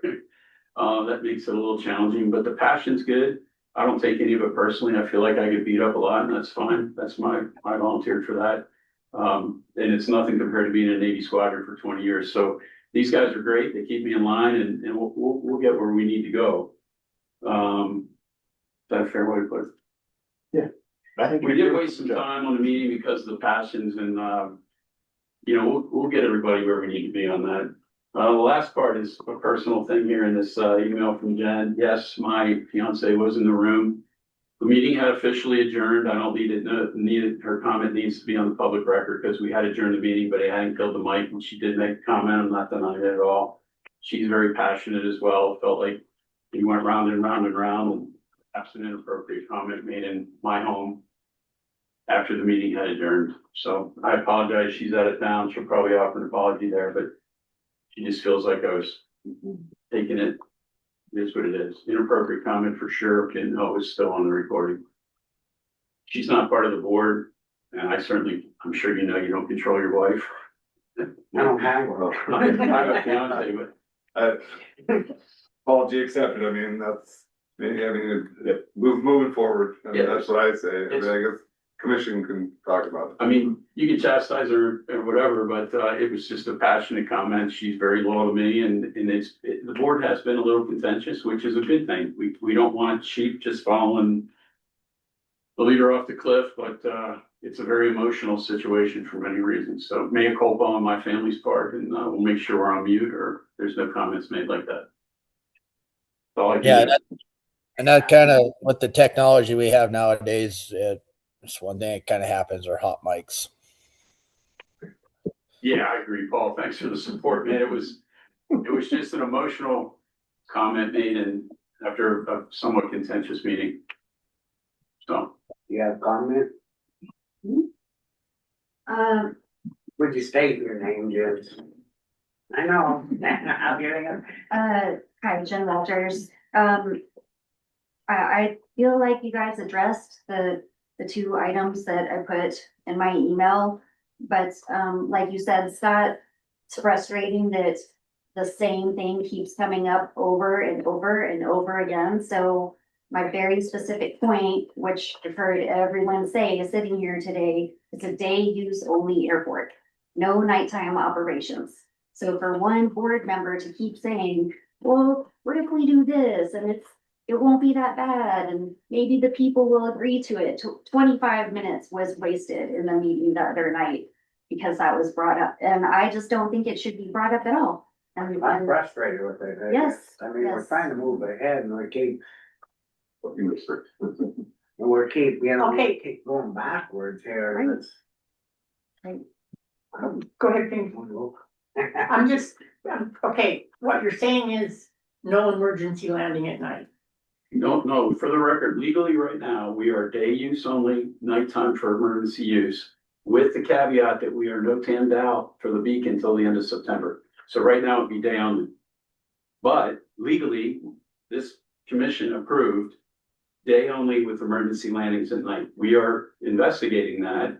And in Eric's defense, if we're investigating getting rid of the beacon and lights for emergency landings at night, it's fair to say, well, why aren't we using the beacon? I mean, you have to let everybody present both sides of the issue. It's frustrating to me too, but we can't control what people say, right? So if we're gonna investigate getting rid of the beacon and lights, somebody can certainly counter that with saying, we can, if we're gonna have them there, why can't we use it for the occasional night landing? We're gonna squash that for sure. So it's not just day only, Jen, it's day only with emergency. Sure, but Eric wants it to be something other than day use with emergency. That is what he keeps bringing up, and that is what everyone voted on. I keep hearing Eric say it was only 50 people, it was only a small percentage of the population, but I'm sure you guys all know you got a lot more than just 50 phone calls and emails and people showing up. So if the community overall, and yeah, it probably was mostly residents of Phillipsburg and not necessarily everyone in the county at the time, but you guys already made your decision. So for a board member to keep saying, well, let's revisit it, I don't think that's okay. And that's fair. So I guess a couple of things, I agree with that. I think board members can have their own personal feelings, but it should be, in the meeting, should be going along with what the county commission's directing. So I think a couple of things there, Chair Grassi said he would talk to the person, I think that, and then if it continues on, could be removed for cause by the county commission, so it'd have to come back to the county commission, but hopefully resolved before then. The other issue is, yeah, Robert's rules during the meeting, if people are taking over the meeting, then shutting that down, I think. Yeah, that's fair. I think you guys are moving ahead. There's so much that we don't know. I mean, we haven't even scratched the surface, so it's hard to come up with a plan. We're gonna try to limit it to one or two things. Our two priorities right now, hopefully FA gets that back, and then we come up with a plan for you guys and where we're going forward. But I wanna make sure I understand that you guys are willing to at least address FA funding if there's no strings attached to the lights. So the only problem I have with that is they've said two different things to us. 100%. Yeah, we've got Yeah, to it's- get to the bottom. We got to get to the bottom line. It's gotta be in writing, in writing. In the grant. Or they let us tear out the lights. And And then there's no option, like. because they can't make us put lights back in. I totally agree with Lance, and maybe a person should have them back on the agenda, so they're sitting here and it's on record, and we have them face to face. Cause this going back and forth, I'm tired. So It needs to be in writing, not, I already just say. The face-to-face. Shut her down. the face-to-face didn't work last time. Because, I mean, we had this same conversation. It was, yeah, we want, and yeah, we'll look at supporting this and Well, I think. And then they came back the next day and said, oh, never mind, that's not an option. Derek, I don't think they were up to date with really what was going on either, so they were kind of covering their asses. And, They should have looked into it more before they were, or say you're talking preliminarily. but I Yeah, so totally agree with. Grassy chair here, when we met with Kevin, he acknowledged that, and they really had no idea how to handle this. So I don't think there was any nefarious intent by any of them. It was the first time an airport went from 24 hours to day only, and then thrown in the caveat of having the beacon and the lights for emergency. That is way out of anything they've dealt with before. I'm not defending the FAA. I've had to deal with them my entire career. It's a huge government bureaucracy. However, they are now unified in Helena ADO, that they're gonna support us what we want. That's been elevated to the regional level, and, hopefully they'll come back and they did say no matter which way we go, they're not gonna fund anything to do with the lights, so that would be a separate funding issue.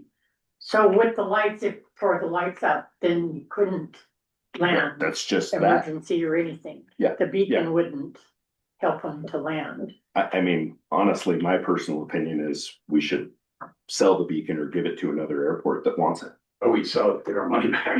Well, we didn't pay for it. Yeah, well, MDA. Anyway, that would be my personal. Ultimately, there's an emergency, Anyway. a pilot's gonna be landing it, right? I mean, Yeah, they're and landing wherever just to they be- can. Yeah, just to be clear on that, if you're on fire running down here and there's no beacon and no lights and you know where that runway is, you're not gonna go, oh, Phillipsburg said I can't do an emergency landing, Yeah. and try to keep going when you're on fire. But we at least let the pilot know there's no beacon and no lights. Just notice. Then it's up to him. It's always up to the pilot where he or she goes. Well, I think we just need to move on, have all our ducks in a row and just get through this, cause I mean, it's driving me crazy. Yeah. I'm about had it. So, I think some motions today would be on that, the funding, whether it's, and it's the 24,000 and change, right? It was like 27. 27, You remember the number? I don't have it off. Yeah.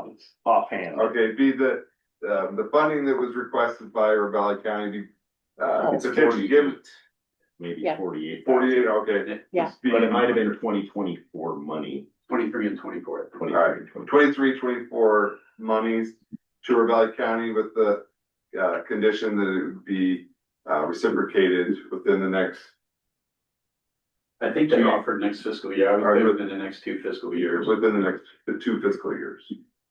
Could be the 23, 24 funding, Funding. That To Ravalli which County. scale is yeah. Granite Or an County. easier way, the expiring fund. Yeah, Just say expiring, expiring yeah. funds. I think Expiring there's 2 pots of money. Go to Valley County. With the condition that it's paid back within the next 2 fiscal years. I would say And the that's next. your Or, recommendation. no, next fiscal year. Yeah, because we might have to do the runway, and we will have to do the runway, but So Yeah. I'm confused. The expiring funding with the conditions, it goes to Valley County with, Yeah, if okay. it does, with the condition it comes back in the next. So fiscal year. the funding, we don't really have, right? But we can keep it ourselves or give it away. I need to understand how Yes, it's you- doing it. the way it's worked, it's held, it's earmarked for us. And we don't actually have the money in an account somewhere. And then when we pull the trigger on a project, they release the funds directly to us, but they're gonna expire and they would disappear. So what we do interactively to help other airports, Anacom has done it a number of times, is we say, take that earmark from Granite, go to Rivali or wherever you all decide. They get to use those funds. They have a shovel-ready project, as they say. And they would get those funds. And then the caveat in the contract, Lane's got an example Kevin sent us to us a few months ago. It says, with the understanding, we get those funds back in fiscal 27 or 28 or whatever, or 28, 29. But you guys just did this with Mineral County. Mhm. It's the same thing. It's just those FAA funds that they earmarked for us are being, Well, they they're going to someone else because they're going to They expire. kind of put them out, so if somebody needs them, it's first, and then you deal with each other and say, well, we need this much to fix this, Right. and then otherwise, if we're not using it, like you said, it disappears, so this way we're passing them on, trying to be a good neighbor. Yep. And then hopefully this will return in our favor. Correct. You could also put in the motion to, agree to sign the customary agreement, it's fine. Or you could have it on next week. Is this, There's a deadline. I don't know it off the top of my okay, head. I'd say that you'll sign the customary agreement, it's, I reviewed it, it's fine, yeah. You wanna make that motion? So we're expiring, right? Yeah, it's expiring. I'll make a motion that we give the expiring Funding, funding to Valley County with the conditions they, Reciprocate. Repay. yeah, repay within, and we should probably give it, actually a date, I'd say, repay by December 31st, 2008. This is 28. This is 2 years. December 31st, 28th. 2028. how much money is that? I don't know the exact figure. Just say expiring funds because that'll cover everything. Expiring funds to be paid back 47, 48, something like that. Within by December 31st, 2028, by December 21st, 2028. and signing the customary agreement, Lance, might be able to speak on this a little bit. And what? Well, this- signing the reciprocating agreement. Okay, did you get that? Yeah. Okay. That, Do I have a second? I'll second it. Public comment? So, can you guys hear me? Yep. Yeah, could you say your name? I- please? Yeah, Lance Bowser. I'm with Robert Pesci and Associates. and I'm an airport engineering consultant that represents roughly 30 airports in Montana, including Ravalli County. So I just wanted to introduce myself. I've provided some advice to some of your board members in the past and happy to continue to do so. And happy to answer any questions. The amount you have set to expire, I believe, is $24,494 that would expire this year. And then you have another $450,000 that will expire over the next 3 years at $150,000 a year. I'd have one question or comment on this $24,494 transfer. If you can't obtain FAA grant funding towards your runway for daytime use only, would you consider the caveat that those funds not be returned if you are not eligible to receive FAA funding in that 2-year time frame? Would you consider that Ravalli County not transfer the funds back to you if you determine that you can't receive FAA funding for a daytime use only airport? Chair Grassy here, Grassy Chair. Chair. Chair Grassy. Yeah, I would be okay with that, commissioners, just for the $24,000. It is just under 25 grand now that I remember the numbers. So I have no problems with that because if we can't get daytime funding, no point getting the money back. Okay, any other public comment? Go ahead, Elena. Just on this motion.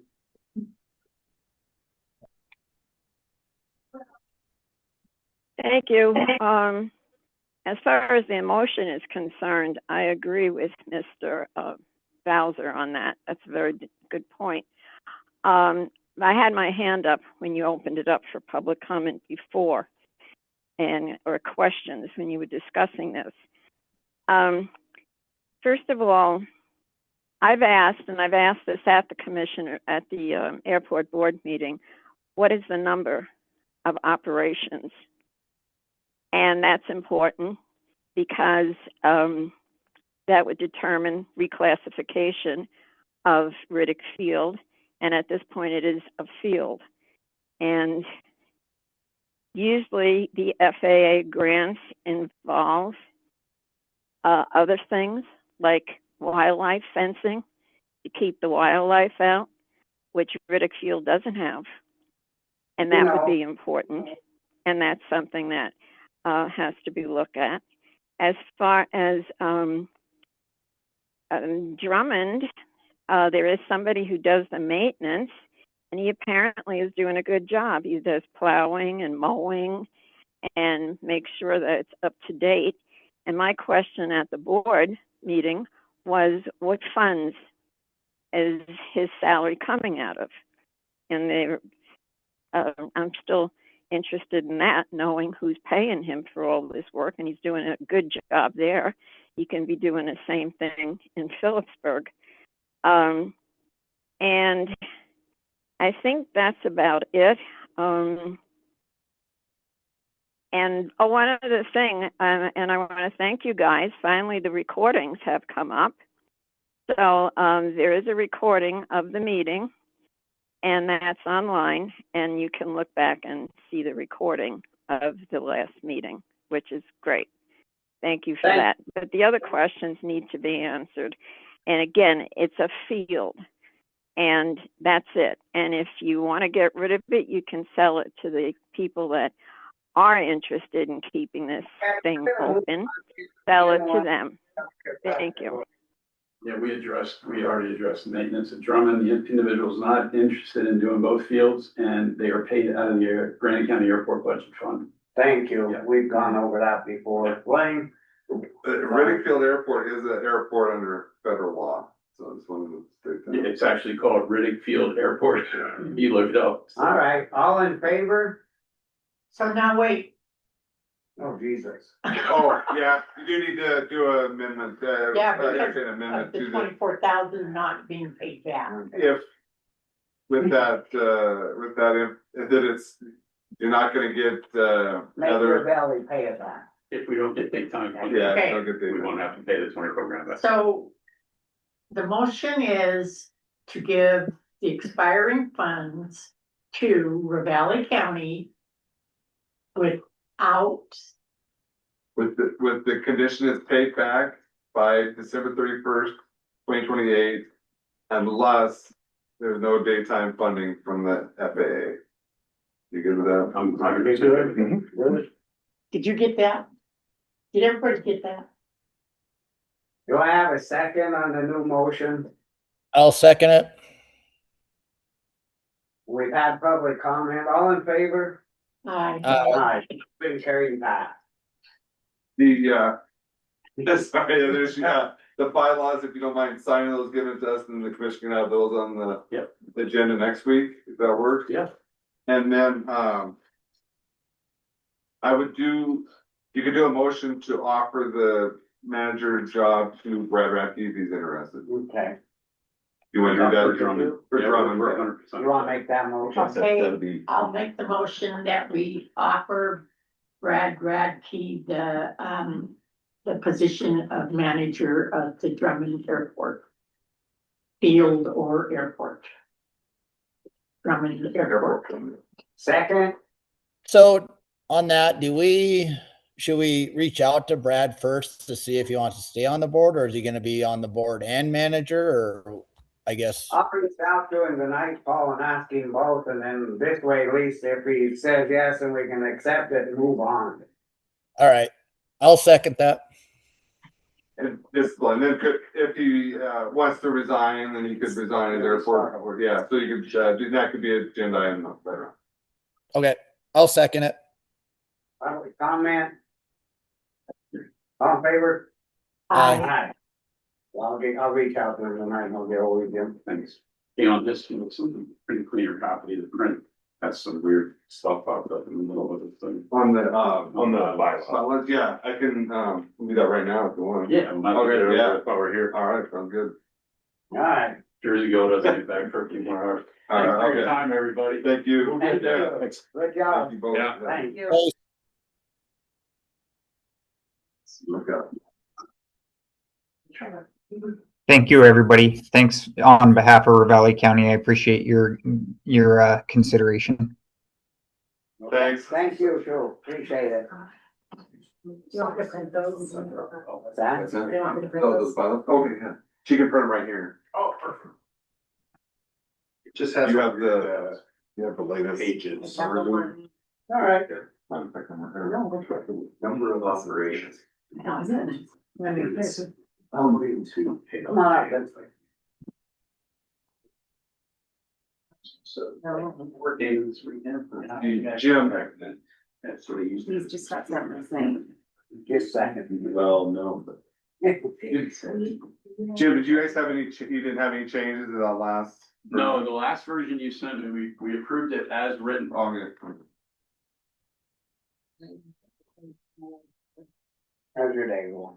It's all right. Probably better than me here. Jersey girl. She's feisty.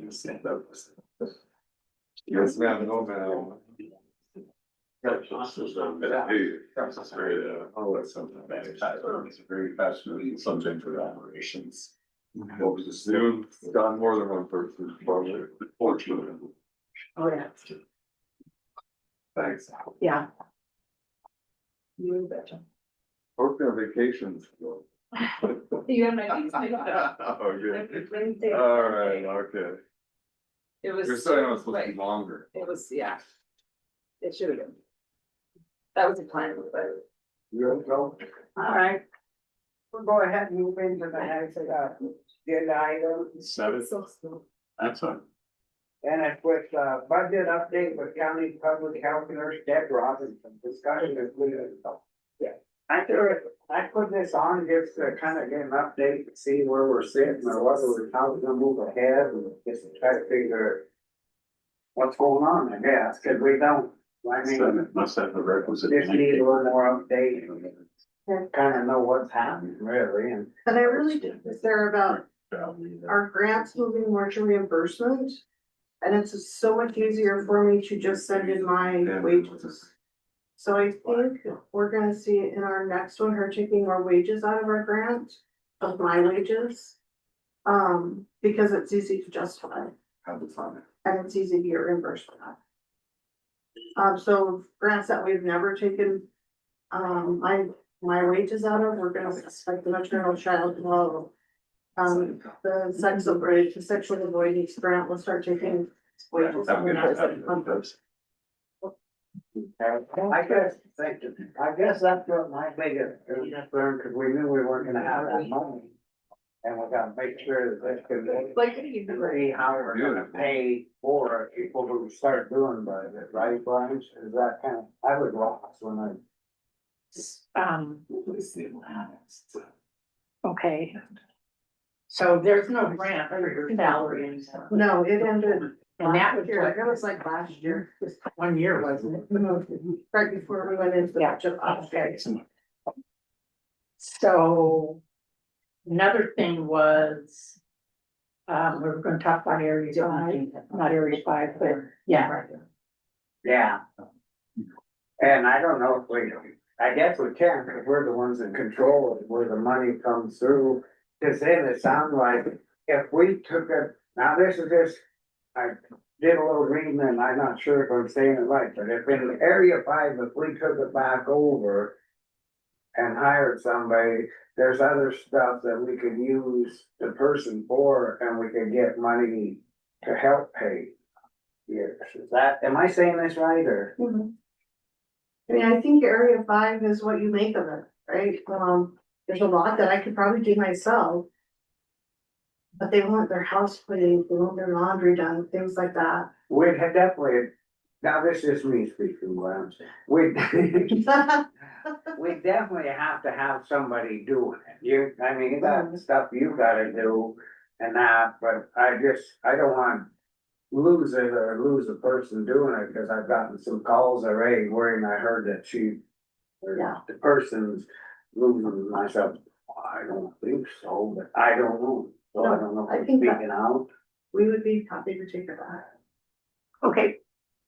So I don't know if this is a discussion for budget purposes because of the fact that if we pulled area five or kept the money and pulled it back into the county, the hospital would no longer, we'd still have the same employee that is now being paid by the hospital. And then there's other stuff she could do that you can get grant funds for, is that what you're saying? Yeah, that would help. What? Okay, so then, and would also use her in the Correct. other grant things, county health type stuff with Deb. Correct. Is that something you're? Sure. This is all I got. Had this through that, after that health fair and stuff like that, just talking with you, I just don't wanna lose it, cause Right. it's a good thing. So I guess this is Blaine, I guess the questions come up is there enough funding that's coming through to pay for it? And there were a lot of HR things that came up, but if that person, the head person's taking care of those HR issues, then that helps too. So there's some logistical things to look at as far as making sure the finances are there and Have you heard they're cutting it up there? I called okay. sick, you know. I haven't heard that, but we I need think to- that's why I wanted, especially with. Yeah, it can land in our Yeah. department. I'm not worried about that, but I think Blaine's right. When you talk about hiring an additional person. I think we also have to think about retirement in our department with Jackie, and maybe that's something that person could fill in. Yeah, or would they be a contract position, or, I mean, I guess that's the logistics you have to think about, but probably inviting the hospital for a meeting on that issue would be. So I guess we Good. gotta ask them. I don't think we can take it back. No, we Yeah. can't. But it was they're 1-year agreements, but yeah, I'd encourage you to meet with them to see what they're planning.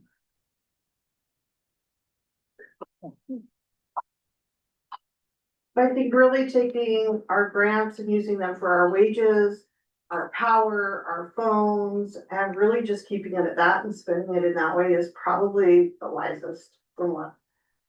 You know, we have grants that just sit there that we don't really spend anything on, so if we're using it for wages, it's just easy to justify that way, and we have not been using it that way. So what you're saying is take these grants and just put them Put completely them into towards operating your rate. expenses, yes. Operating And my expenses, wages and. operating expenses is more than wages. Right, right. But if we can justify those, like, it's not all gonna take my wages. We pay the power, we pay our cell phones, we pay things like that out of our grants. Those are really easy for me to send in and get reimbursed. Sometimes it's the other things that we do, like our fairs, our papers, that it's harder to get reimbursed for. So if we can just put it all to wages and the operating expenses that we have, it's just easier to get reimbursed from. Cause we have not been spending, guess- it's just been sitting there.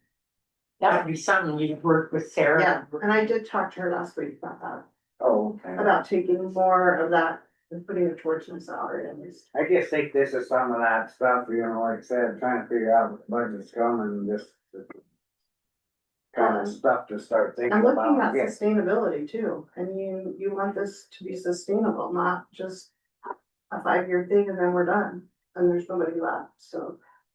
I think maintaining those grants and using them for wages and rent, things like that, is a wise use of those.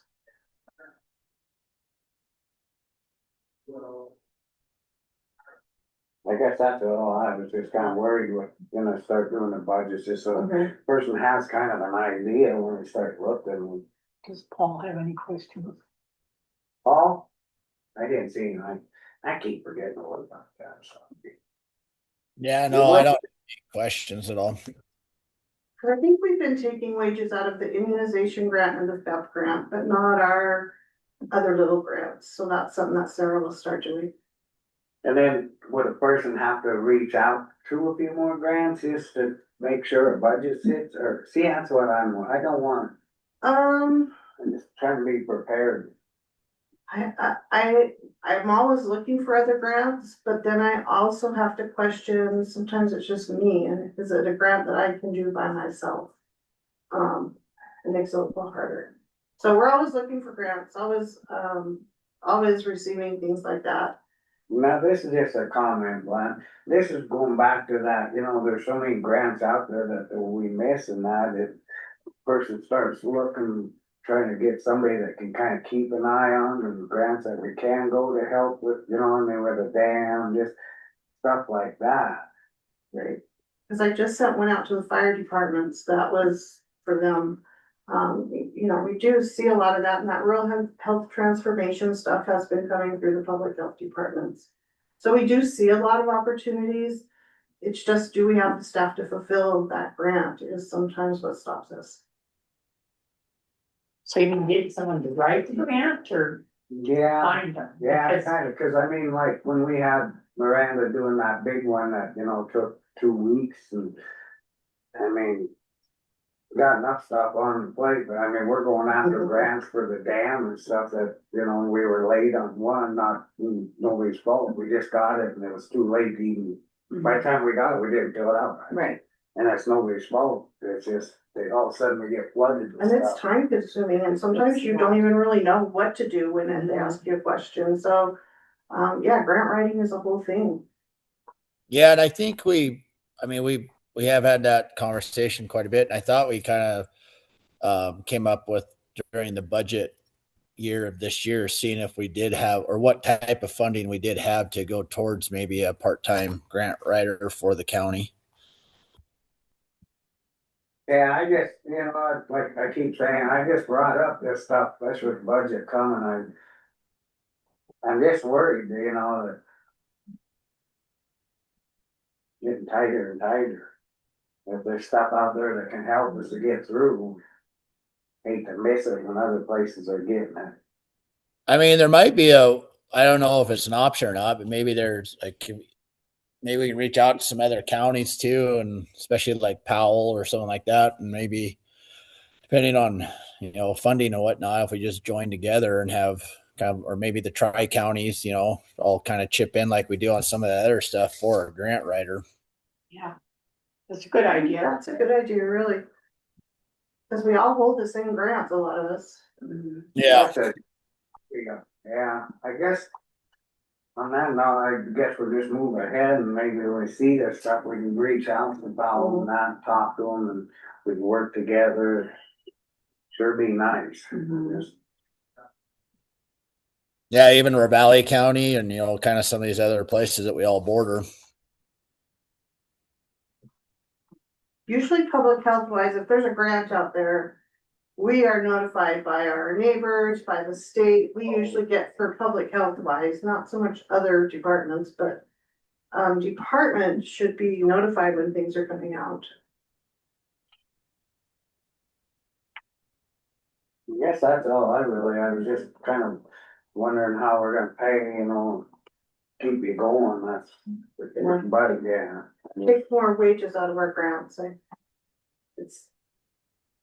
We need to spend. And that theirs, can that say if somebody on the area 5 could write grants or would be reaching out to that stuff too, maybe that would help. But we gotta talk to the hospital first, I know that, right, Blanche? Yeah. What are you thinking? I'm just thinking. Well, I'm just thinking, so like you get, grants coming your way all the time, it's just that you. Right. You don't have the capability or the knowledge and you needed a grant writer to write those grants and apply for them, is that where it's at? Sometimes the tasks in those grants are too much for just one person to Okay, do. understandable, yeah, but you do have knowledge of them coming in all the time. Correct, yes. So you see them coming in and Mhm. if Grant County had someone that could get that done for you Right. and any other grants, is that what you're saying, Paul? Kind of, sort of, Yeah. okay. So that other departments are the same way. There's probably a million grants out there. It's just finding the ones that are right for such a small county with such small staffing. Yeah. And I think like, you know, maybe not Anaconda Deer Lodge because they probably have a little bit more funding, but like Powell County for sure. It's kind of rural county more and probably doesn't, I don't know what their budget looks like, but because we're gonna have to pay someone to do this. I don't know what the market consists of for pay scale for a grant writer or anything like that. But you know, if we can at least, you know, get together with one other county or something like that to help pay the salary for a grant writer for, you know, them writing grants for both counties or 3 counties or whoever we can get on board. That's a good idea. Righty, well, I guess we'll just move ahead and kind of keep this in info and try to reach out, find out a little more and let us know. Okay. I guess that's about all I have. So, one more question. You've turned your budget into Sarah, and there isn't anything major or big or, Just that we have grants that nothing's coming out of that I want my wages to come out of. okay, And them grants are, Nothing else. and you can, them ones you can take it out of there, out of that. Mhm. yeah, I'm good. All right, thanks. Thank you. I just kinda figured stuff out before it happened. I'm doing. The MRI, I'm just waiting to hear back. Shoulders, shoulder, right? Yeah. Yeah, that's all right. I know, I heard verbal ones. All right, well, we'll go ahead and into the initial discussion with County Treasurer Administrator Superintendent of Schools Ashley Todd regarding separating out the County Superintendent of Schools position discussion. Hello. Hello. Ashley Todd, Granite County's Superintendent Treasurer. So I just wanted to start a discussion about the possibility of separating out the combined positions. It comes at a time where I do not have somebody to fulfill the contract this year. I do not have someone to fulfill the contract for the county superintendent this year. So we are losing Bridget. And I have been playing around with the idea of requesting this. Be separated and made an elected position as it was previously. I don't know that, Separate elected official. yes, Yeah, separate like. separate position, not combined. I don't know when this office was combined exactly, what year it was, maybe like around the 2014 year, does that I don't sound about? remember. It's been quite It a was while. when the she retired when the county. Probably early 2000s. The administrator position would have been like around 2015, 2016, Okay. added to it. Yeah, the superintendent position, it was after, I can't remember. So are you saying that you wanna get rid of it because you can't find a teacher? No, I'm not saying that at all. What I'm saying is that I do not currently have somebody, so it feels like it is a good time to look at the possibility of this being separated. It's something that I was thinking about requesting maybe next year. Well, the reason it was combined is because of the fact due to the job descriptions for the superintendent. Is this fit better with, and is the job too much for you? Is that what you're saying? It has increased a lot in the last. How has 2 it years. increased? So we have more than doubled our homeschool students in the last 2 years. When I first, What? the homeschool students that we have. So when I first took over, it was, I think maybe 8 or 10. I think we're up to almost 40. So taking care of that portion of it. Also with the changes that have happened in the legislation in the last couple of years, especially with reporting. What I'm required to do because of the fact that our contracted superintendent not being able to do has increased the reporting. The transportation side of things also is constantly changing. But we've been fortunate to have a very good working group the last couple of years. There are things that are not being done that should be being done. That I cannot fulfill legally. I do not hold the licenses that are needed in order to do that. We have a disconnect between the county and our schools, I feel like, and it is primarily because I do not hold that license. I do not know how to facilitate that. So I feel like it's a disservice to our schools. There's a lot of things that a county superintendent should be doing, when a school does not have a superintendent or a principal if it's a rural school. We have 2 schools that do have superintendents and they fulfill most of these duties. But they could be receiving additional help from the county superintendent on that. When it comes to teacher evaluations, grant writing, budgeting, the reporting that goes to OPI, and recruitment for our teachers, that's all something a county superintendent should be helping them with. So I feel like they're not getting that benefit. So, I think, Ashley's making some good points. I think she needs some help there. My recollection, maybe we could look into it more.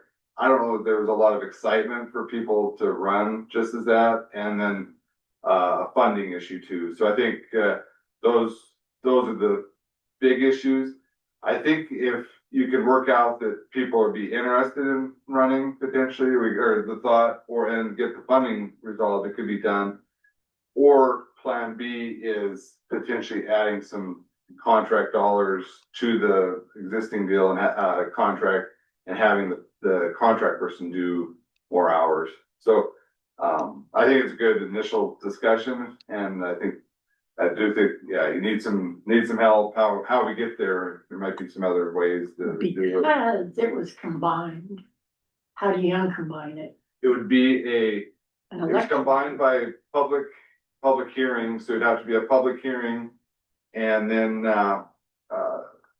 to separate it. And then, once it's separated, Ashley Todd is still the superintendent of schools, so she'd have to resign. And then it would be appointments until the next, have to look at it, likely next general. And that would affect your wage too, to 5%. It would affect my wage for the $400 a year. And 5%. Because there's 5% added to your salary because you are superintendent of schools. I'm a combined office for 3 positions though. But they give you 5%, that would go away. That was going to be my question also, is like when we combine these, I'm sure wages got combined. So what would happen there? You lose that, yeah, lose the percent if that's set by statute. I can look at it, I can double check that. That's where potentially a plan B of adding contract dollar, if you get the right person involved. So you're saying that currently my combined office with the public admin and the superintendent, I perceive a 10% increase? You're getting the public admin, there is no salary because it's just what you were there once. Well, there'd be no time in that, I was gonna do all the, I was gonna basically do Because the superintendent of schools gets, there's an added 5% plus the $400. You can check with Sarah. Because it's a combined office, there's 5% added to your salary.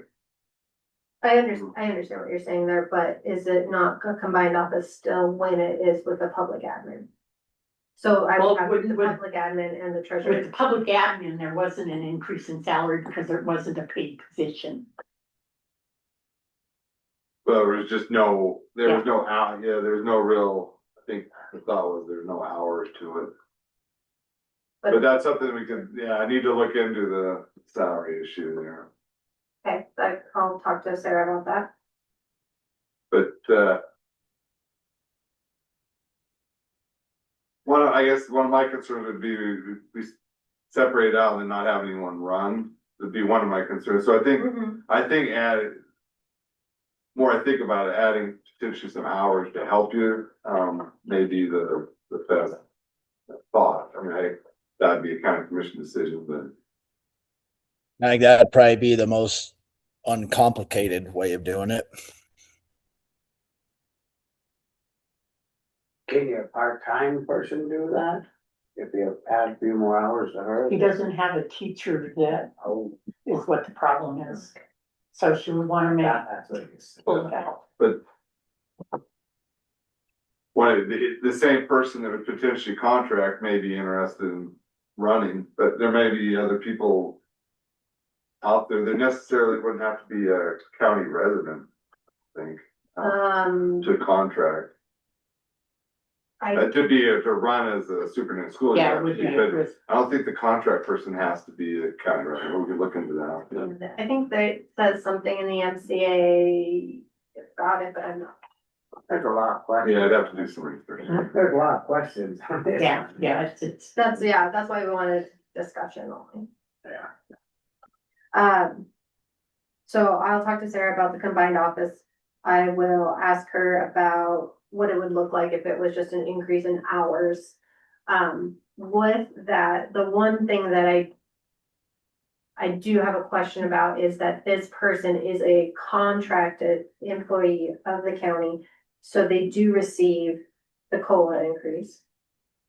And so that factors in each year into their agreement.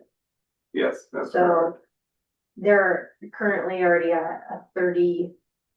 I have to look at it again. I can't remember if it's $31 or $32 an hour. So do they do your homeschool too, your teacher, or you do it? I do. So the teacher what does the teacher do? Just the spelling bees or something, or what? You have to have a teacher under you, right? The county superintendent. Yeah. Yeah, the actual contracted employee. Yeah. So each year I request that somebody does the administrative side for the spelling bee, and it has always been Maggie Talon. but with her leaving now, that would fall to the county superintendent, because I don't think I have a willing participant otherwise. Usually the hosting school takes care of a lot of that. But Bridget had like some type of administrative degree as well, didn't she? Or She no? did, Yeah. It's helpful, but, I think potentially commission could ask for or have Ashley look into how many extra hours would be needed. That'd be something to potentially.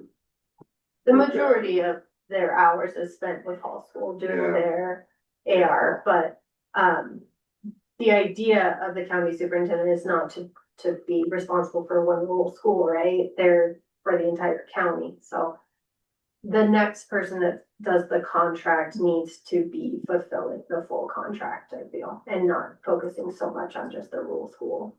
So they Well, need it to is be the rural taking, school, it's the only, no, I said not just the rural school. Working with all of them. All schools involved, yeah. I So, mean, not just the rural school working with the homeschooling, is that what you're saying? With the other With- schools, yes, that it's completely. So what the superintendent of schools is now is for like Hall, and then Peaburg and Drummond have their own superintendent, correct? It sounds like Ashley's saying there needs to be potentially some more hours with that. Is that one of the? no, what I'm saying is that, yes, they do have their own superintendents, but the county superintendent is supposed to be there as a resource for all of them, all three schools. So if they, again, need help with their grants, their A and B, their teacher evaluations, the spelling bee, all of that reporting, end of year reporting for the budget, where, you know, we're reporting for our forest reserve monies, because they get a portion of that. All of that should be coming from the county superintendent. Who oversees them? Who oversees them know that they're doing their job? I mean, don't. No, but they're their own overseer. You're talking Is about there a contract? Hmm? Is there a contract? what person are you talking about? Superintendent. The county superintendent of schools? Is elected official, would have to deal with OPI would be, and. Right and- now, she does, and Yeah. she hired the contractor because she's not a teacher, she's not accredited as a teacher. So have you asked anybody, or you're just thinking now to pull it apart because you're losing someone? Yeah, I'm at the point now where I do not have somebody to fulfill the contract as of this last week.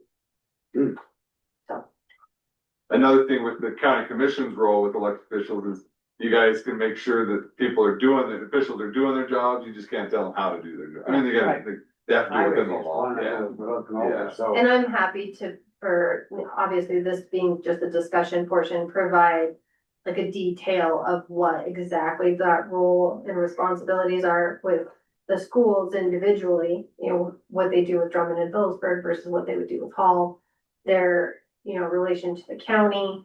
I can provide all of that for you as well. Is it mainly Hall then, you're saying, or not saying, but I mean, they're the one, how come they don't have their own?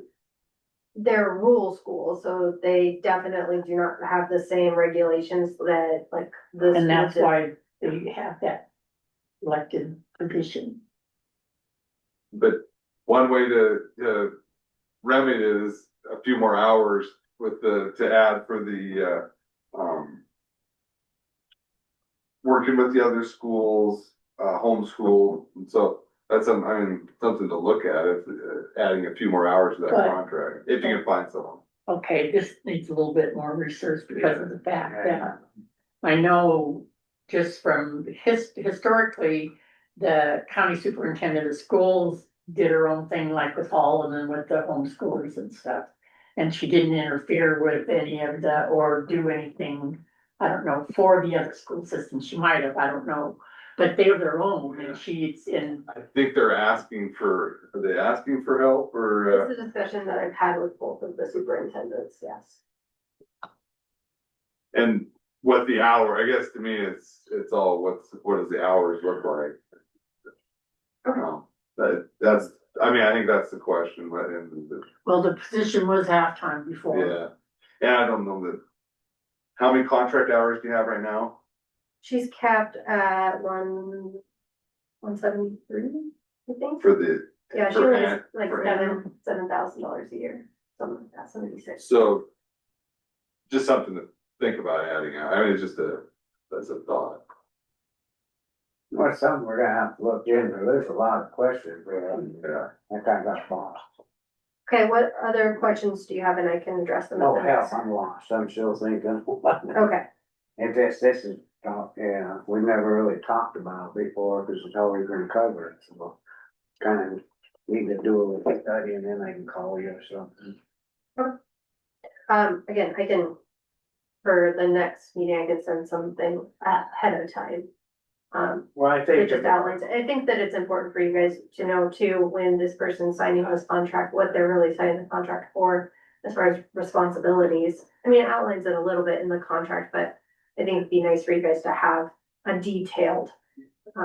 Explanation of what they do. Okay, so I will get these questions that I have written down answered. And I will talk to Bridget a little bit about what she thinks the number of increased hours would And be then- needed to And then fulfill on those. the more, see how many more hours a person thinks you're gonna have to have. Yeah. But we're kind of, So like on Yeah. combined offices, like the clerk recorder is the assessor and the surveyor. And she gets 5% basically for the assessor side of that position. And the surveyor was never a paid position, but it's just added because there was no budget for it actually, and Yeah. the same with. Financial part of it. Yeah, the financial part of it, Yeah. and same with your office and the public administrator, didn't you have that, didn't the county attorney have that at one point, and then, Yeah, I'd have to look and And see you're- what that was. your 5% increase was for the superintendent of schools? Okay, I did not know that. It wasn't, I didn't see it outlined on anywhere that said it was only for that position. I assumed it Yeah. was because of the fact that there was 3 positions under one. Yeah, office. when she'll show you the wage thing where it's completely different than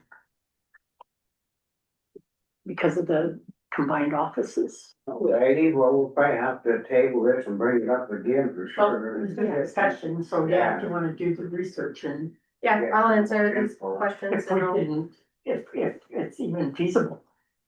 Another I thing got- too, I got one question for Ashley, if I may, but so with this being, have you reached out to OPI of like, cause I think that's like who the school kind of reaches out for if they do need an interim superintendent at the school or anything like that. If there is a person out there, say if you can't find anyone here quick or something like that, that they can be an intern person through OPI.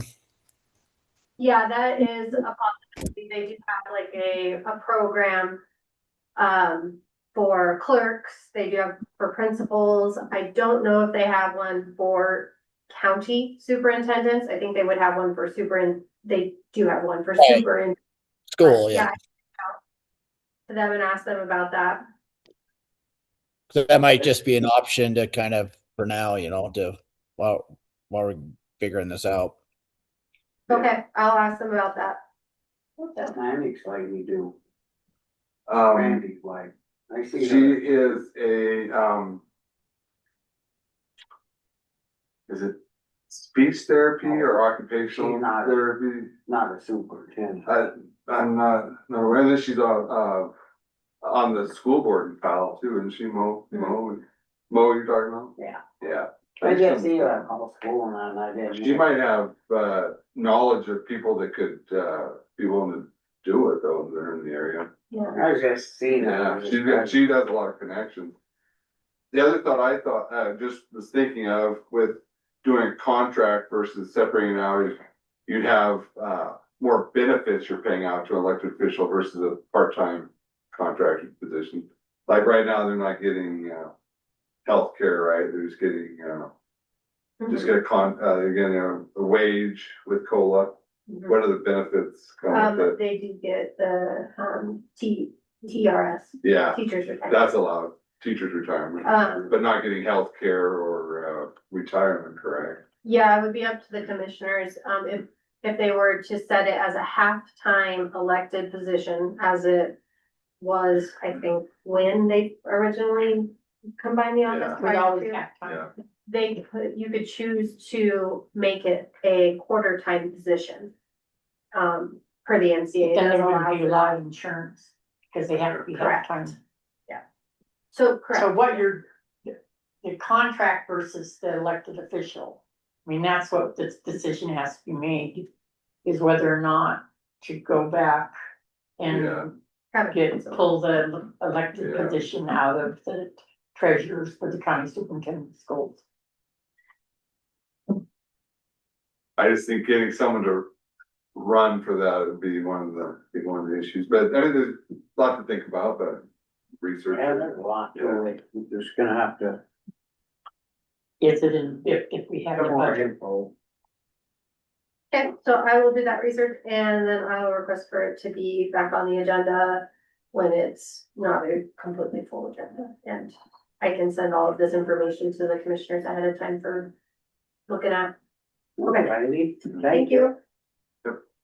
I think administrator was part of the county attorney. I think I said that with conflicts, that's what it needed to be, because I was doing all the legal work and do all the work. Yeah. The only need, administrator comes up when you have like a person passes away, does not have a will. Yeah. Say the county did, paid for the funeral expenses and there was funds to go after, needed to do a probate. And that. Then I would do the attorney work on it, and then the administrator would be the one that signs the document, so it's, not a conflict. Yeah, once in what, Blue moon, blue moon, you don't want, done it once. once. All right, well, we're gonna go ahead and move on to the resolution 2026-7. This is a resolution requesting the Montana Association of Counties advocate for the improvement of the Montana civil and voluntary mental health commitment process. Second reading and adoption. I would make a motion that we accept resolution 2026-7, requesting the Montana Association of Counties to advocate for the improvement of Montana's civil and voluntary mental health commitment process. Been discussed and rediscussed, so that's my motion. I'll second it. Public comment? Thank you, I think it's a good resolution, and we'll do some good. All in favor? Aye. Aye, motion passed. Where they have chairperson there. I would, Want to change that just for today? yeah, we change that, cause it has you as chairperson, we can do it by typing, or we can do it by, lining it out, whatever you want. Reviews it. I know when we get chat and. Yeah.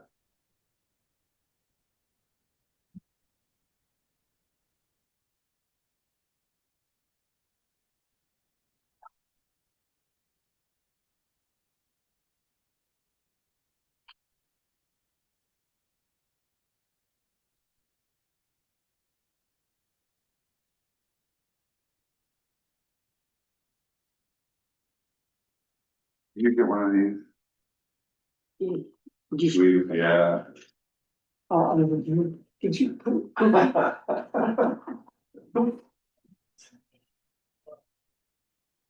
This is a good thing, this solid waste thing, that's good. Explains it really good. Miranda, good job, Miranda. This one? Yeah. All right, well, Blaine's doing this, we'll go ahead and move into the county commission work session on solid waste district policy and any needed amendments. Public comment at the end of the work session, discussion and tentative amendments.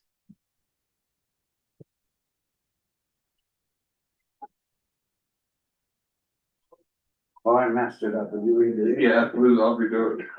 Oh, Paul, can I have permission to sign your name? Oh, You walked away for a second. Oh, He's yeah. off now. Oh, hey, Yeah. pay attention. Need the bathroom. Hey, where you at? I'm coming. Sorry, I was up walking around. Can I have permission, your permission to sign your name to this resolution 26-7? Yep. Sorry about that.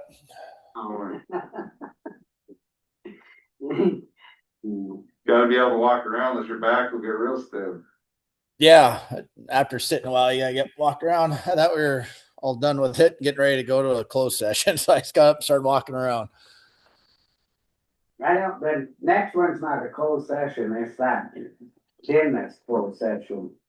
Oh. Oh Hey, yeah. All right. I'm one Yeah. ahead. Sorry. Hey, your squirrel's out there too.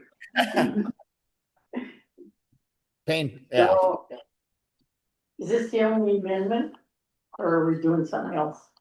So I don't know that this really needs in there, the thought, what the issue came regarding the tenants at Wagon Wheel, where their landlord is the account holder, not paying taxes, so has not paid solid waste fees, and so the issues come up on what should be their pay-as-you-go rate for those tenants.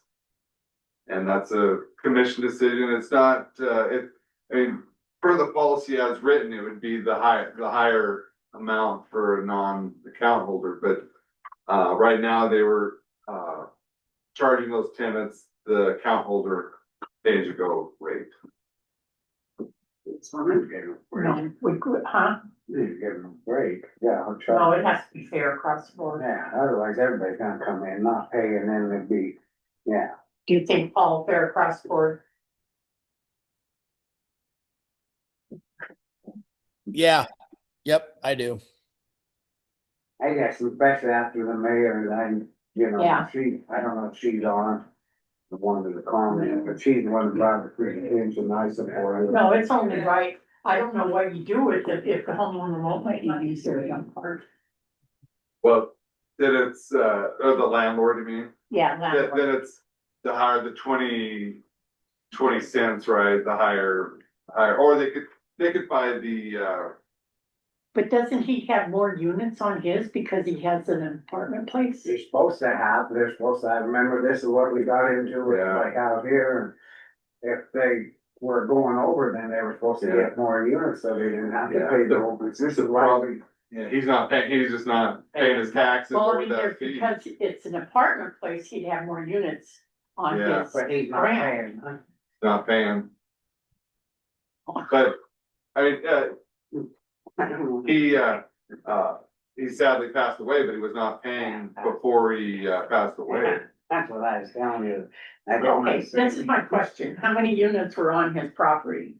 So I guess you pull those units off and the renters can pay for the units that was on the property. But the issue, you're saying that they should be the 20, That- the 20 is it the higher could be amount. the, 20 Yeah. cents. 20 cents.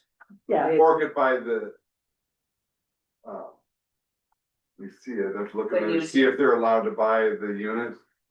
They're. yes, we did a thing, wouldn't it? They're I allowed got to buy Yeah. more units. Yeah.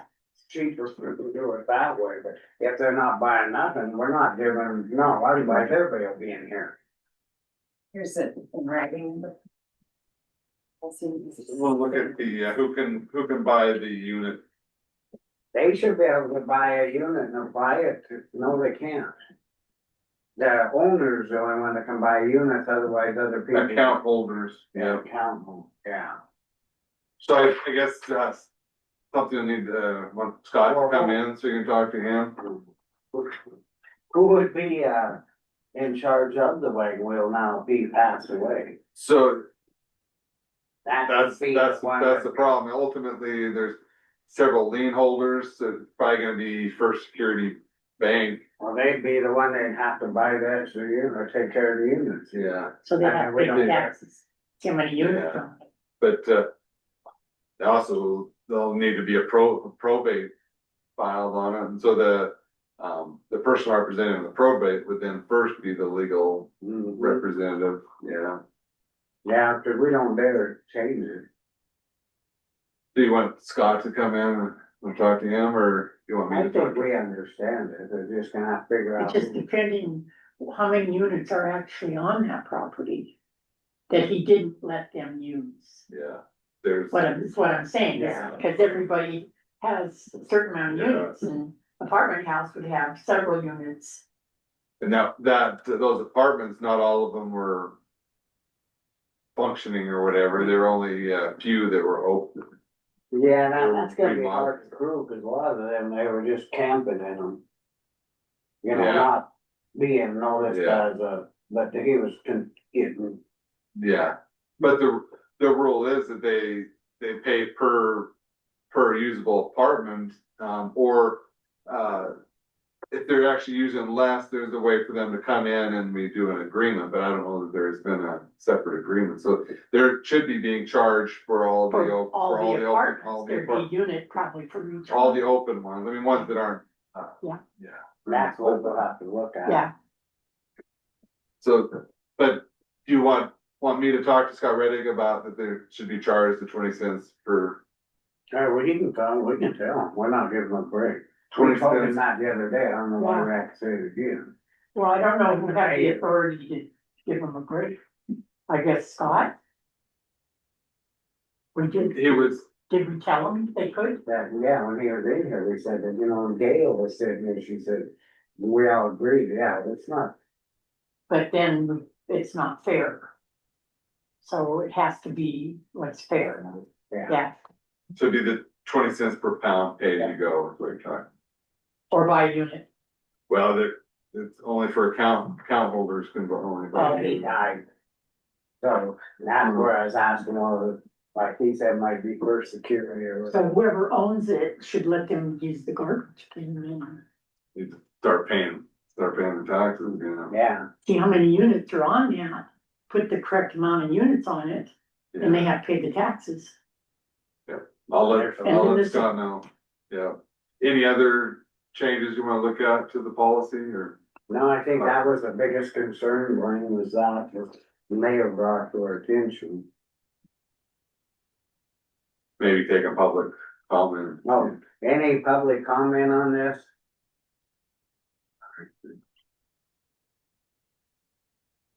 Okay. Well, on that note, we'll move into our closed session. And then after closed session, open it back up to the adjournment. Yeah, after we're done in the closed session, then we'll open back up and adjourn, and if we made some kind, we'll. Yeah. All right, well, we're back on session now, we're getting ready to adjourn, is there any public comment or anything on this stuff today? Not, we're gonna adjourn, we'll give a couple minutes. Yes, for any more commission. Any more commission business? I'm good. I'm good. Blaine? I'm not a commission. I don't have any commission. Okay, I'll pay, we'll adjourn. Is that All right. okay, you guys adjourn? Good job, Scott. Oh, yeah. Thanks. Good job, everybody. Don't let them Yeah. screw me. Oh, man, I think